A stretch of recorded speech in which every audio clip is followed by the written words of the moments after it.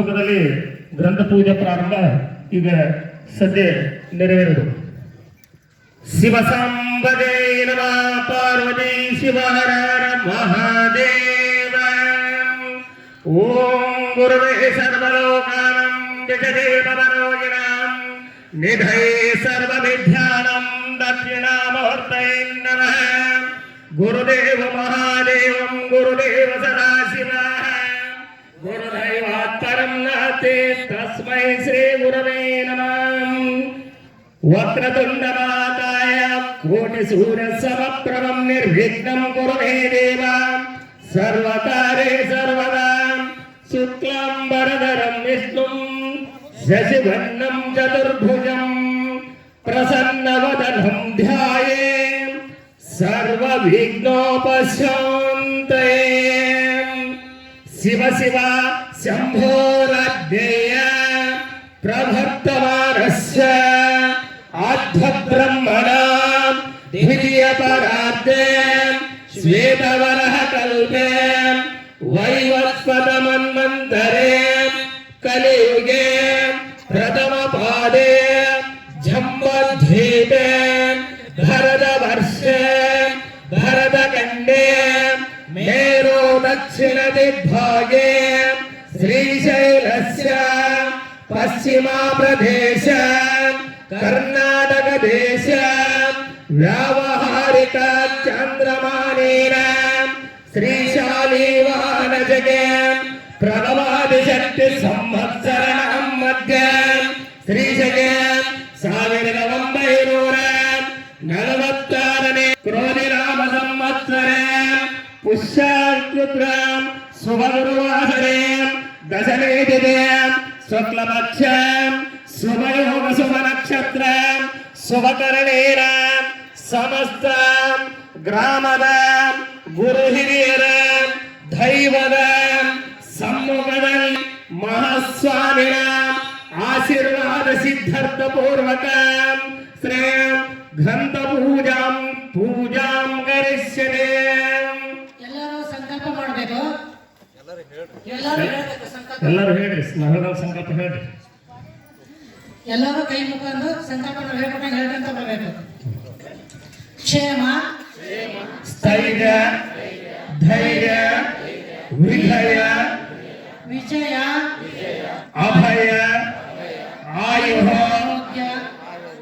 ಆರೋಗ್ಯ ಅಭಿವೃದ್ಧ್ಯರ್ಥಂ ಧರ್ಮ ಅರ್ಥ ಕಾಮ ಮೋಕ್ಷ ಚತುರ್ವಿಧ ಫಲಪುರುಷಾರ್ಥ ಸಿದ್ಧಾರ್ಥಂ ಧನಗಣಗಾದೇಯಂ ವಸ್ತುವಾಹನಾದೇಯಂ ಅನಿರುದ್ಧರ್ಥಂ ನವನವ ಜನಿತ ಸಂಚಿತ ಸೂಚಿತ ಆಗಾಮಿ ಸಕಲ ದುಷ್ಟಾರಿಷ್ಟ ಪೀಡಾ ಪರಿಹಾರಾರ್ಥಂ ಮಮ ಶರೀರಗತ ವಾತ ಪಿತ್ತ ಕಫ ಕ್ಲೇಶಾದೇಯಂ ಸರ್ವರೋಗ ನಿವಾರಣಾರ್ಥಂ ಶ್ರೀಮನ್ನಿರಂಜನ ಪ್ರಣವ ಸ್ವರೂಪೇ ಶ್ರೀ ಬಸವರಾಜ ಮಹಾಸ್ವಾಮಿನ ಪೂಜ್ಯ ಶ್ರೀಮನ್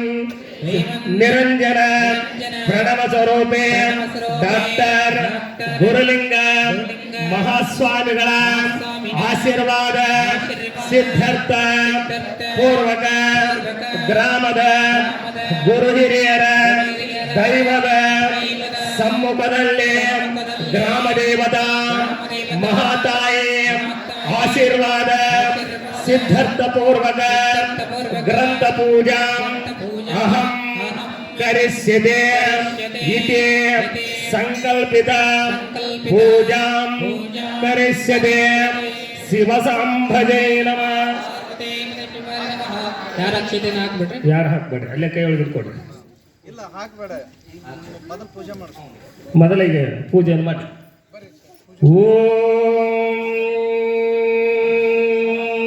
ಆಪಾಯಿಷ್ಠವಯೋ ಭುವಸ್ತಾರ ಊರ್ಜೆ ದದಾತನಃ ಮಹೇರಣಾಯ ಚಕ್ಷುಷೇ यो वः शिवतमो रसस्तस्य भाजय रोचतेरिव मातरः तस्मारङ्गमामवान् यशक्षया यजन्मतः आपोज्झनयताचरः श्रेय महस्वानिनः शुद्धोदकेन त्र्यम्बकं यजामहे सुगन्धिं पुष्टिवर्धनम् उर्वारुकमिव बन्धनम् मृत्योर्मुक्षे यमामृतात् भस्मं परिकल्पयामि योपां पुष्पं वेद पुष्पवान् प्रजवान् पशुमान् भवते चान्द्रभावापां पुष्पं पुष्पवान् प्रजवान् पशुमान् भवते कर्पूरगौरं करुणावतारं संसारसारं भुजगेन्द्रहारं सदा वसन्तं हृदयारविन्दे भवं भवानि सहितं नमामि कर्पूरदीपं नीराजनं कृत्वा भोर्भवस्वरावदे तत्सवितुल्यरेण्यं भर्गो देवस्य धीमहि धियो यो न प्रचोदयात् सत्यं तत्तेन परिसिंहामि अमृतमस्तरणमसि नैवेद्यं निवेदयामि ओम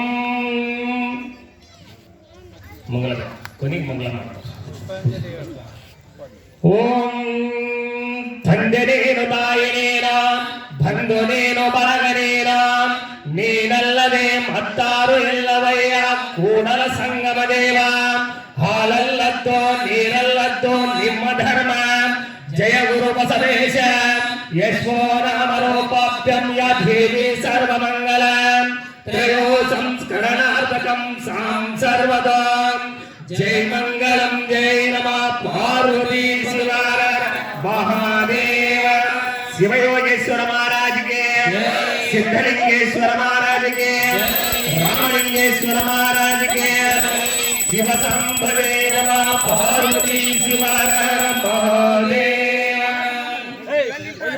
ब्रह्मा गुरु विष्णु गुरुदेवो महेश्वरः गुरु साक्षात् परब्रह्म तस्मै श्री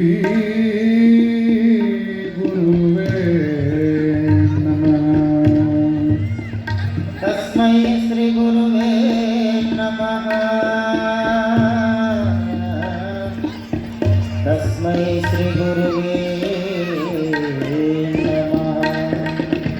ಬಸವಣ್ಣನೇ ತಾಯಿ ಬಸವಣ್ಣನೇ ತಂದೆ ಬಸವಣ್ಣನೇ ಪರಮ ಬಂಧು ಎನಗೆ ವಸುದೀಶ ಕಪಿಲ ಸಿದ್ಧ ಮಲ್ಲಿಕಾರ್ಜುನ ನಿಮ್ಮ ಹೆಸರಿಟ್ಟ ಗುರು ಬಸವಣ್ಣನಯ್ಯ ಬಸವಣ್ಣನಯ್ಯ ಬಸವಣ್ಣನಯ್ಯ ಬಸವಣ್ಣನಯ್ಯ ಜಗದಗಲ ಮುಗಿಲಗಲ ಮಿಗೆಯಗಲ ನಿಮ್ಮಗಲ ಪಾತಾಳದಿಂದ ತತ್ತ ನಿಮ್ಮ ಶ್ರೀ ಚರಣ ಬ್ರಹ್ಮಾಂಡದಿಂದ ತತ್ತ ನಿಮ್ಮ ಶ್ರೀ ಮುಕುಟ ಅಗಮ್ಯ ಅಗೋಚರ ಅಪ್ರತಿಮ ಲಿಂಗವೇ ಕೂಡಲ ಸಂಗಮ ದೇವ ನೀವೆನ್ನ ತರಸ್ಥಳಕ್ಕೆ ಬಂದು ತುಳುಕಾದಿರಯ್ಯ ತುಳುಕಾದಿರಯ್ಯ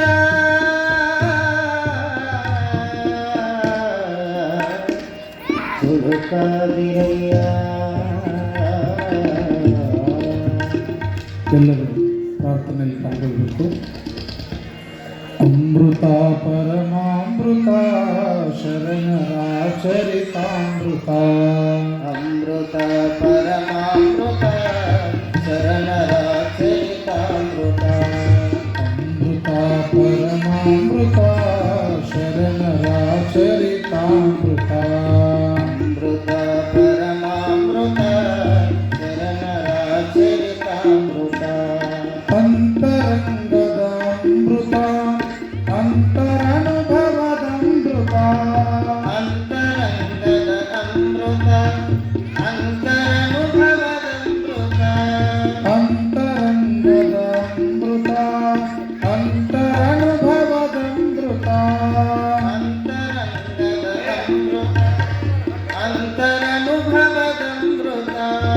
ಅಮೃತ ಪರಮಾಮೃತ ಶರಣರ ಚರಿತಾಮೃತ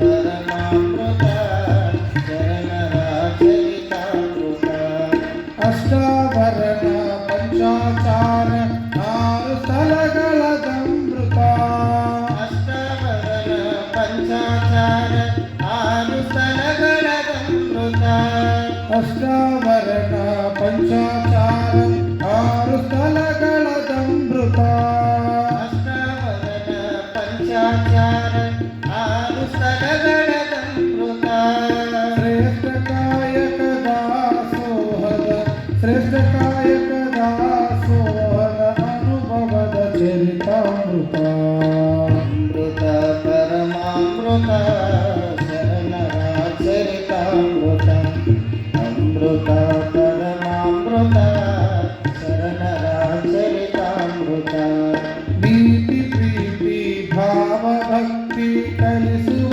ಚರಿತಾಮೃತ ನೀತಿ ಪ್ರೀತಿ ಭಾವ ಭಕ್ತಿ ಕಲಿಸುವ ಚರಿತಾಮೃತ ನೀತಿ ಪ್ರೀತಿ ಭಾವ ಭಕ್ತಿ ಕಲಿಸುವ ಚರಿತಾಮೃತ ನೀತಿ ಪ್ರೀತಿ ಭಾವ ಭಕ್ತಿ ಕಲಿಸುವ ಚರಿತಾಮೃತ ಮನದ ಮೈಲಿಗೆ ತೊಳೆಯುವಂತ ಮನದ ಮೈಲಿಗೆ ತೊಳೆಯುವಂತ ಮಂಗಲದ ಮಹಾಮೃತ ಅಮೃತ ಪರಮಾಮೃತ ಶರಣರ ಚರಿತಾಮೃತ ಅಮೃತ ಪರಮಾಮೃತ ಶರಣರ ಚರಿತಾಮೃತ ಭಕ್ತಿಯೇ ಭಕ್ತಾಮೃತ ಜ್ಞಾನವೇ ಜ್ಞಾನಾಮೃತ ಭಕ್ತಿಯೇ ಭಕ್ತಾಮೃತ ಜ್ಞಾನವೇ ಜ್ಞಾನಾಮೃತ ಭಕ್ತಿಯೇ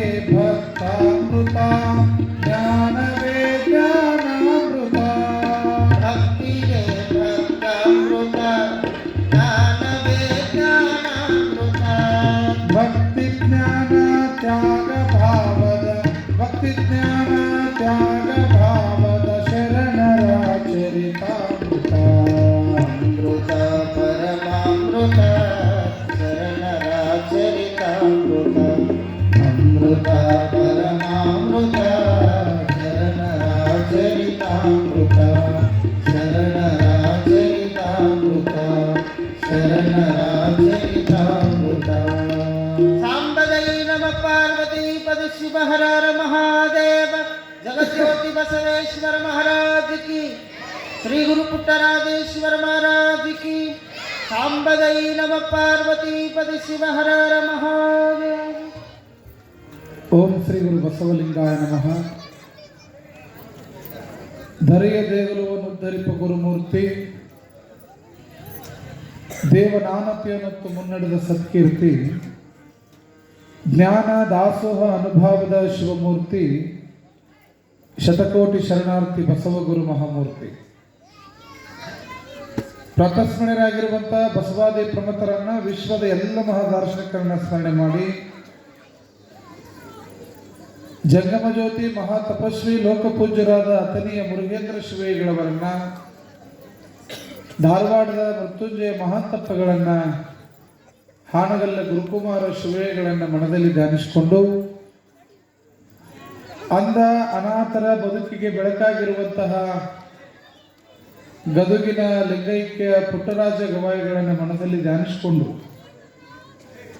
ನೇರ್ಲಿಗಿ ಗ್ರಾಮವನ್ನ ಪುಣ್ಯಕ್ಷೇತ್ರವನ್ನಾಗಿಸಿದ ಮಹಾ ತಪಸ್ವಿಗಳು ಲಿಂಗ ಪೂಜಾ ನಿಷ್ಠರು ಅನುಷ್ಠಾನ ಮೂರ್ತಿಗಳಾದಂಥ ಪರಮ ಪೂಜ್ಯ ಲಿಂಗೈಕ್ಯ ಮಣಿಪ್ರ ನಿಜಲಿಂಗ ಮಹಾಸ್ವಾಮಿಗಳ ಕರ್ತೃಗದ್ದಿಗೆ ಭಕ್ತಿಯಿಂದ ಶರಣಗಳನ್ನು ಸಮರ್ಪಣೆಯನ್ನು ಮಾಡಿ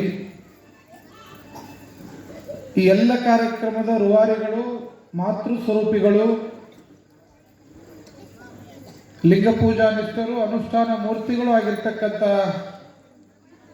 ಮಾರ್ಗದರ್ಶಕರಾದಂತಹ ಬೆಳ್ಳಟ್ಟಿಯ ಬೆಳಕು ಪರಮ ಪೂಜ್ಯ ಶ್ರೀ ಮನಿರಂಜನ ಪ್ರಣವ ಸ್ವರೂಪ ಬಸವರಾಜ ಮಹಾಸ್ವಾಮಿಗಳ ಶ್ರೀಚರಣಕ್ಕೆ ಭಕ್ತಿಯಿಂದ ಶರಣಗಳನ್ನು ಸಮರ್ಪಣೆಯನ್ನು ಮಾಡ್ತಾ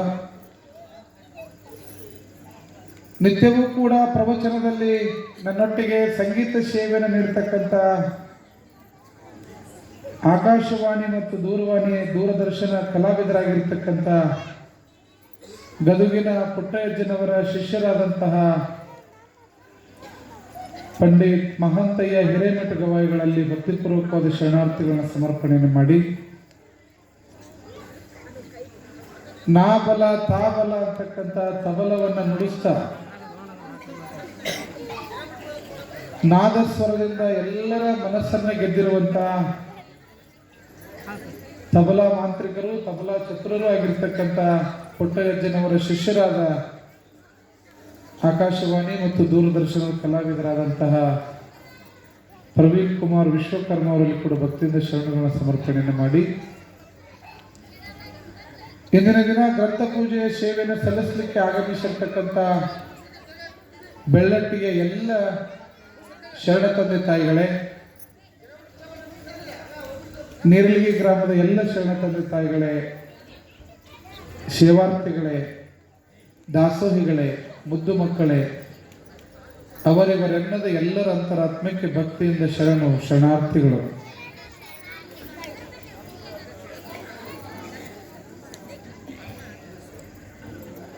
ಒಂದು ಅಲ್ಲಿ ರೊಟ್ಟಿ ಟಿಮ್ಮಗೊಳಗೈತ್ರಿ. ನಾ ಗೋಯಿಲ್ ಗುಂದಾಗಿದ್ದೆ, ಮುಂಜಾನೆಯಿಂದ ರೊಟ್ಟಿ ಬಡಿಯೋದು ಸೌಂಡ್ ಕೇಳಿ ಕೇಳಿ ಕಿವಿನ ಹೋಗ್ಬಿಟ್ಟ. ನಾನು ಹಂಗೆ ರೊಟ್ಟಿ ಬಡದಾರ ನೀರಲ್ಲಿ. ಎಲ್ಲರ ಮನೆಗೆ ರೊಟ್ಟಿ ಸಪ್ಪಳ. ಎಷ್ಟೋ ಮನೆಗೆ ಬಣ್ಣ ಹಚ್ಚಾರ, ಬಣ್ಣ ಹಚ್ಚಿದ ಮೇಲೂ ಬಾಡಿ ಬೆರಕ್ ಬಿಟ್ಟಾಗ ಅದಕ್ಕೆ ಕೇಳಿದ್ರೆ ರೊಟ್ಟಿ ಬಡಿಯೋದು. ಅದಕ್ಕೆ ನನಗೆ ಚಿಂತೆ ಹೇಳ್ತಿತ್ತು, ರೊಟ್ಟಿನ ಹಿಂಗೆ ಬಡಿತಾರ, ಏನಾರ ತಪ್ಪು ಮಾಡಿ ಗಂಡ ಕೈಯಾಗಿ ಸಿಕ್ಕರೆ ನಾ ಹೇಳಕ್ಕೊಲ್ಲೇ ಅವ್ವ ಅಂತ ಹೇಳಿದ್ರೆ ಅವ್ರು ಎದ್ದು ಬಂದ್ಗಿಂದಾರ. ಮತ್ತೆ ಸಿಗಬಾರ್ದು ಸಿಕ್ಕರೆ ಚಪಾತಿ ಲಟ್ಟಣಿಗೆ ಉಳಿಯಂಗಿಲ್ಲ, ಮೂಲೆಯಾಗಿನ ಮನೆಗೆ ಉಳಿಯಂಗಿಲ್ಲ.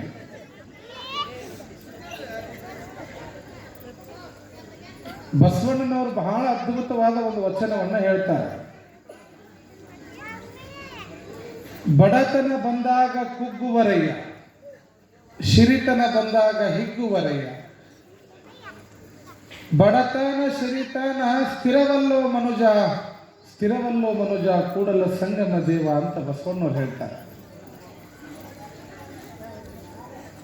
ನಮ್ಮೆಲ್ಲರ ಮನಸ್ಥಿತಿ ಯಾವ ರೀತಿಯಾಗಿ ಸಮಾಜದೊಳಗೆ ಅದ ಅಂತಂದ್ರ, ಬಡತನ ಬಂತು ಅಂತಂದ್ರ ಕುಗ್ಗಿ ಬಿಡ್ತೀವಿ ನಾವು. ಬಡತನ ಬಂದದ ಅಂತಕ್ಕಂಥ ಕುಗ್ಗುವಿಕೆ. ಒಂದಿಷ್ಟೇನೋ ಭಗವಂತ ಶ್ರೀಮಂತಿಕೆ ಕೊಟ್ಟ, ಒಂದಿಷ್ಟೆಲ್ಲೋ ಒಮ್ಮೊಮ್ಮೆ ಲಾಟ್ರಿ ಹೊಡಿತೈತಿ ನೋಡ್ರಿ. ವರ್ಷ ಉಳ್ಳಾಗಡ್ಡಿ ಬೆಳೆವ, ಈಗ ಒಂದು 7-8 ವರ್ಷದಿಂದ ಉಳ್ಳಾಗಡ್ಡಿ 200 ರೂಪಾಯಿ ಕೆಜಿ ಆಗಿತ್ತು. ಅವಾಗ ಬಂಗಾರದ ಉಳ್ಳಾಗಡ್ಡಿ ಮಾಡಿ ಎಷ್ಟೋ ಮಂದಿ ಮನೆಯಾಗ ತಂದು ಹಾಕೊಂಡಾರ. ಇನ್ನು ಒಮ್ಮೊಮ್ಮೆ ಲಾಟ್ರಿ ಹೊಡಿತೈತಿ ನೋಡ್ರಿ, ಹೇಳಕ್ ಬರಂಗಿಲ್ಲ. ಬಡತನ ಬಂದಾಗ ಕುಗ್ಗುವರಯ್ಯ, ಸಿರಿತನ ಬಂದಾಗ ಹಿಗ್ಗುವರಯ್ಯ. ಮುಂದೆ ಬಸವಣ್ಣವ್ರು ಹೇಳ್ತಾರೆ, ಬಡತನ ಸಿರಿತನ ಸ್ಥಿರವಲ್ಲೋ ಮನುಜ, ಸ್ಥಿರವಲ್ಲೋ ಮನುಜ. ಅದು ಯಾವಾಗ ಲಕ್ಷ್ಮಿ ಯಾವಾಗ ಯಾರ ಮನೆ ತಟ್ಟನ ಹಾರ್ತಾಳ ಗೊತ್ತಿಲ್ಲವ. ನೀ ಶುಕ್ರ ಗೌರಿ ಪೂಜೆಯರೇ ಮಾಡು, ಮಂಗಳ ಗೌರಿನ ಮಾಡು. ದೀಪಾವಳಿ ಬಂತು ಅಂತಂದ್ರೆ ಟ್ರೆಜರಾಗಿದ್ದ ಬಂಗಾರ ಸಾಮಾನೆಲ್ಲ ಲಕ್ಷ್ಮಿ ಮೇಲೆ ಇರ್ತಾವ. ರೊಕ್ಕ ಎಲ್ಲ ಗರಿ ಗರಿ ಗರಿ ಗರಿ ನೋಟ್ ಮುಂದೆ ಇಟ್ಟಿರ್ತಾರೆ. ಯಾಕೆ ಇಟ್ಟಿರ್ತಾರೆ ಹೇಳ್ರಿ ನೋಡೋನವರು? ಲಕ್ಷ್ಮೀ ಬಂದು ಡಬಲ್ ಮಾಡ್ತಾಳಂತ ಇಟ್ಟಿರಂಗಿಲ್ಲ, ಬಂದವ್ರು ನಮ್ಮ ಮನೆಯಾಗಿನ ಸಂಪತ್ತು ನೋಡಿ ಹೋಗ್ಲಿ ಅಂತ ಇಟ್ಟಿರ್ತಾರ. ಅವ್ರು ಇಟ್ಟಿರಂಗಿಲ್ಲ. ಲಕ್ಷ್ಮವ್ವ ಯಾರೇ ಕೈ ಬಿಡ್ಲೇವ, ನೀರೇ ನನ್ನ ಕೈ ಬಿಡಕ್ಕೆ ಹೋಗ್ಬೇಡವ. ಪೂಜೆ ಮಾಡೋದು ಉಡಿ ತುಂಬೋದು. ಲಕ್ಷ್ಮಿ ಚಂಚಲೆ ಅವಳು. ಯಾಕೆ ಯಾವಾಗ ಯಾರ ಕಿಶೆದಾಗಿಂದ ಯಾರ ಕಿಶೆಗೆ ಹಾರ್ತಾಳೆ ಗೊತ್ತಿಲ್ಲ. ಇವತ್ತಿದ್ದು ನಿಮ್ಮ ಜೋಬಿನೊಳಗಿದ್ದಂಥ ನೋಟು 500 ರೂಪಾಯಿ ನಾಳೆ ಇನ್ಯಾರ ಕೈಗಿರ್ತೈತೆ ಗೊತ್ತಿಲ್ಲ. ಲಕ್ಷ್ಮಿ ಆದವಳು ಚಂಚಲೆ. ಅದಕ್ಕೆ ಬಸವಣ್ಣ ಹೇಳ್ತಾನೆ, ಸಿರಿಯನ್ನ ಬೆನ್ನ ಹತ್ತಿ ಓಡಿ ಹೋಗಬೇಡ. ಈ ಸಿರಿತನ ಅನ್ನೋದು ಶಾಶ್ವತ ಅಲ್ಲ ಅಂತ ಹೇಳ್ತಾನವ. ಏನು ಗಳಿಸ್ಬೇಕು ಅಂತ ಹೊಂಟಿಯಲ್ಲ ಅದು ಶಾಶ್ವತವಾಗಿರುವಂಥದ್ದಲ್ಲ. ಅದಕ್ಕೆ ಒಬ್ಬ ಮಹಾತ್ಮರು ಹೇಳ್ತಾರ, ಗಳಿಸ್ತೀನಿ ಅಂತ ಹೇಳಿ ಗಳಿಸ್ಬೇಕಂತ ಹೇಳಿ ಓಡಿ ಹೋಗ್ಕೊಂತ ಜೀವನ ಹಾಳು ಮಾಡಿಕೊಳ್ಳೋ ಬದಲಿಗೆ ಜ್ಞಾನವನ್ನು ನೀ ಸಂಪಾದಿಸಿ ಬಿಟ್ಟೆ ಅಂದ್ರೆ ಸಂಪತ್ತು ನಿನ್ನ ಬೆನ್ನ ಹತ್ತಿ ಬರ್ತೈತೆ. ಅದಕ್ಕೆ ಲಕ್ಷ್ಮಿಯನ್ನ ಬೆನ್ನತ್ತಿ ಹೋಗಬಾರದು, ಜ್ಞಾನವನ್ನ ಬೆನ್ನತ್ತಿ ಹೋಗ್ಬೇಕು. ಎಲ್ಲಿ ಜ್ಞಾನ ಇರ್ತದೋ ಅಲ್ಲಿ ಲಕ್ಷ್ಮಿ ತನ್ನಿಂದ ತಾನ ಓಡಿ ಬರ್ತಾಳೆ. ನಿನ್ನೆ ಒಂದು ಪೇಪರ್ನಾಗ ಓದ್ತಾ ಇದ್ದು, ಒಬ್ಬ ವ್ಯಕ್ತಿಗೆ ಒಂದು ದಿನಕ್ಕೆ 47 ಕೋಟಿ ರೂಪಾಯಿ ಪಗಾರ ಅಂತ. ಒಂದು ದಿನದ ಪಗಾರ, ಒಂದು ದಿನಕ್ಕೆ ಕೆಟ್ರಿ 47 ಕೋಟಿ, ಒಂದು ತಿಂಗಳಿಗೆ 17,800 ಕೋಟಿ ರೂಪಾಯಿ ತಿಂಗಳ ಪಗಾರ. ವಿಶ್ವದ ಅತಿ ದೊಡ್ಡ ವೇತನ ತಗೊಳ್ಳುವಂಥವ. ನಾನೊಂದು ವಿಕಿಪೀಡಿಯಾ ಚೆಕ್ ಮಾಡಿದೆ ಗೂಗಲ್ನಾಗ. ಅವ ಏನು ಓದಾನ ಅಂತ ನೋಡಿದೆ. ನಾನು BCom BBA ಓದಿದಾನ, ಭಾಳ ಏನು ಓದಿಲ್ಲವ. ಆದ್ರೆ ಅವ ಒಂದು ಟೆಕ್ನಾಲಜಿ ಕಂಡು ಹಿಡಿದು ಏನಂತಂದ್ರೆ, ಈ ಪೆಟ್ರೋಲ್ ಡೀಸೆಲ್ ಇಲ್ದನ ಸೂರ್ಯನ ಇದರೊಳಗೆ ಗಾಡಿಯನ್ನು ಚಾಲನೆ ಮಾಡ್ತಕ್ಕಂಥ ಒಂದು ಯಂತ್ರ ಕಂಡು ಹಿಡಿದಿದ್ದಕ್ಕೆ ಅವಂಗ ತಿಂಗಳಿಗೆ 17,800 ಕೋಟಿ ಪಗಾರ, ಅವನು ತಿಂಗಳ ಪಗಾರ. ಅವನು ಜ್ಞಾನಕ್ಕೆ ಬೆನ್ನು ಹತ್ತಿ ಹೋದ, ಲಕ್ಷ್ಮಿ ತನ್ನಿಂದ ತಾನೇ ಬೆನ್ನು ಹತ್ತಿದ್ಲಂತ.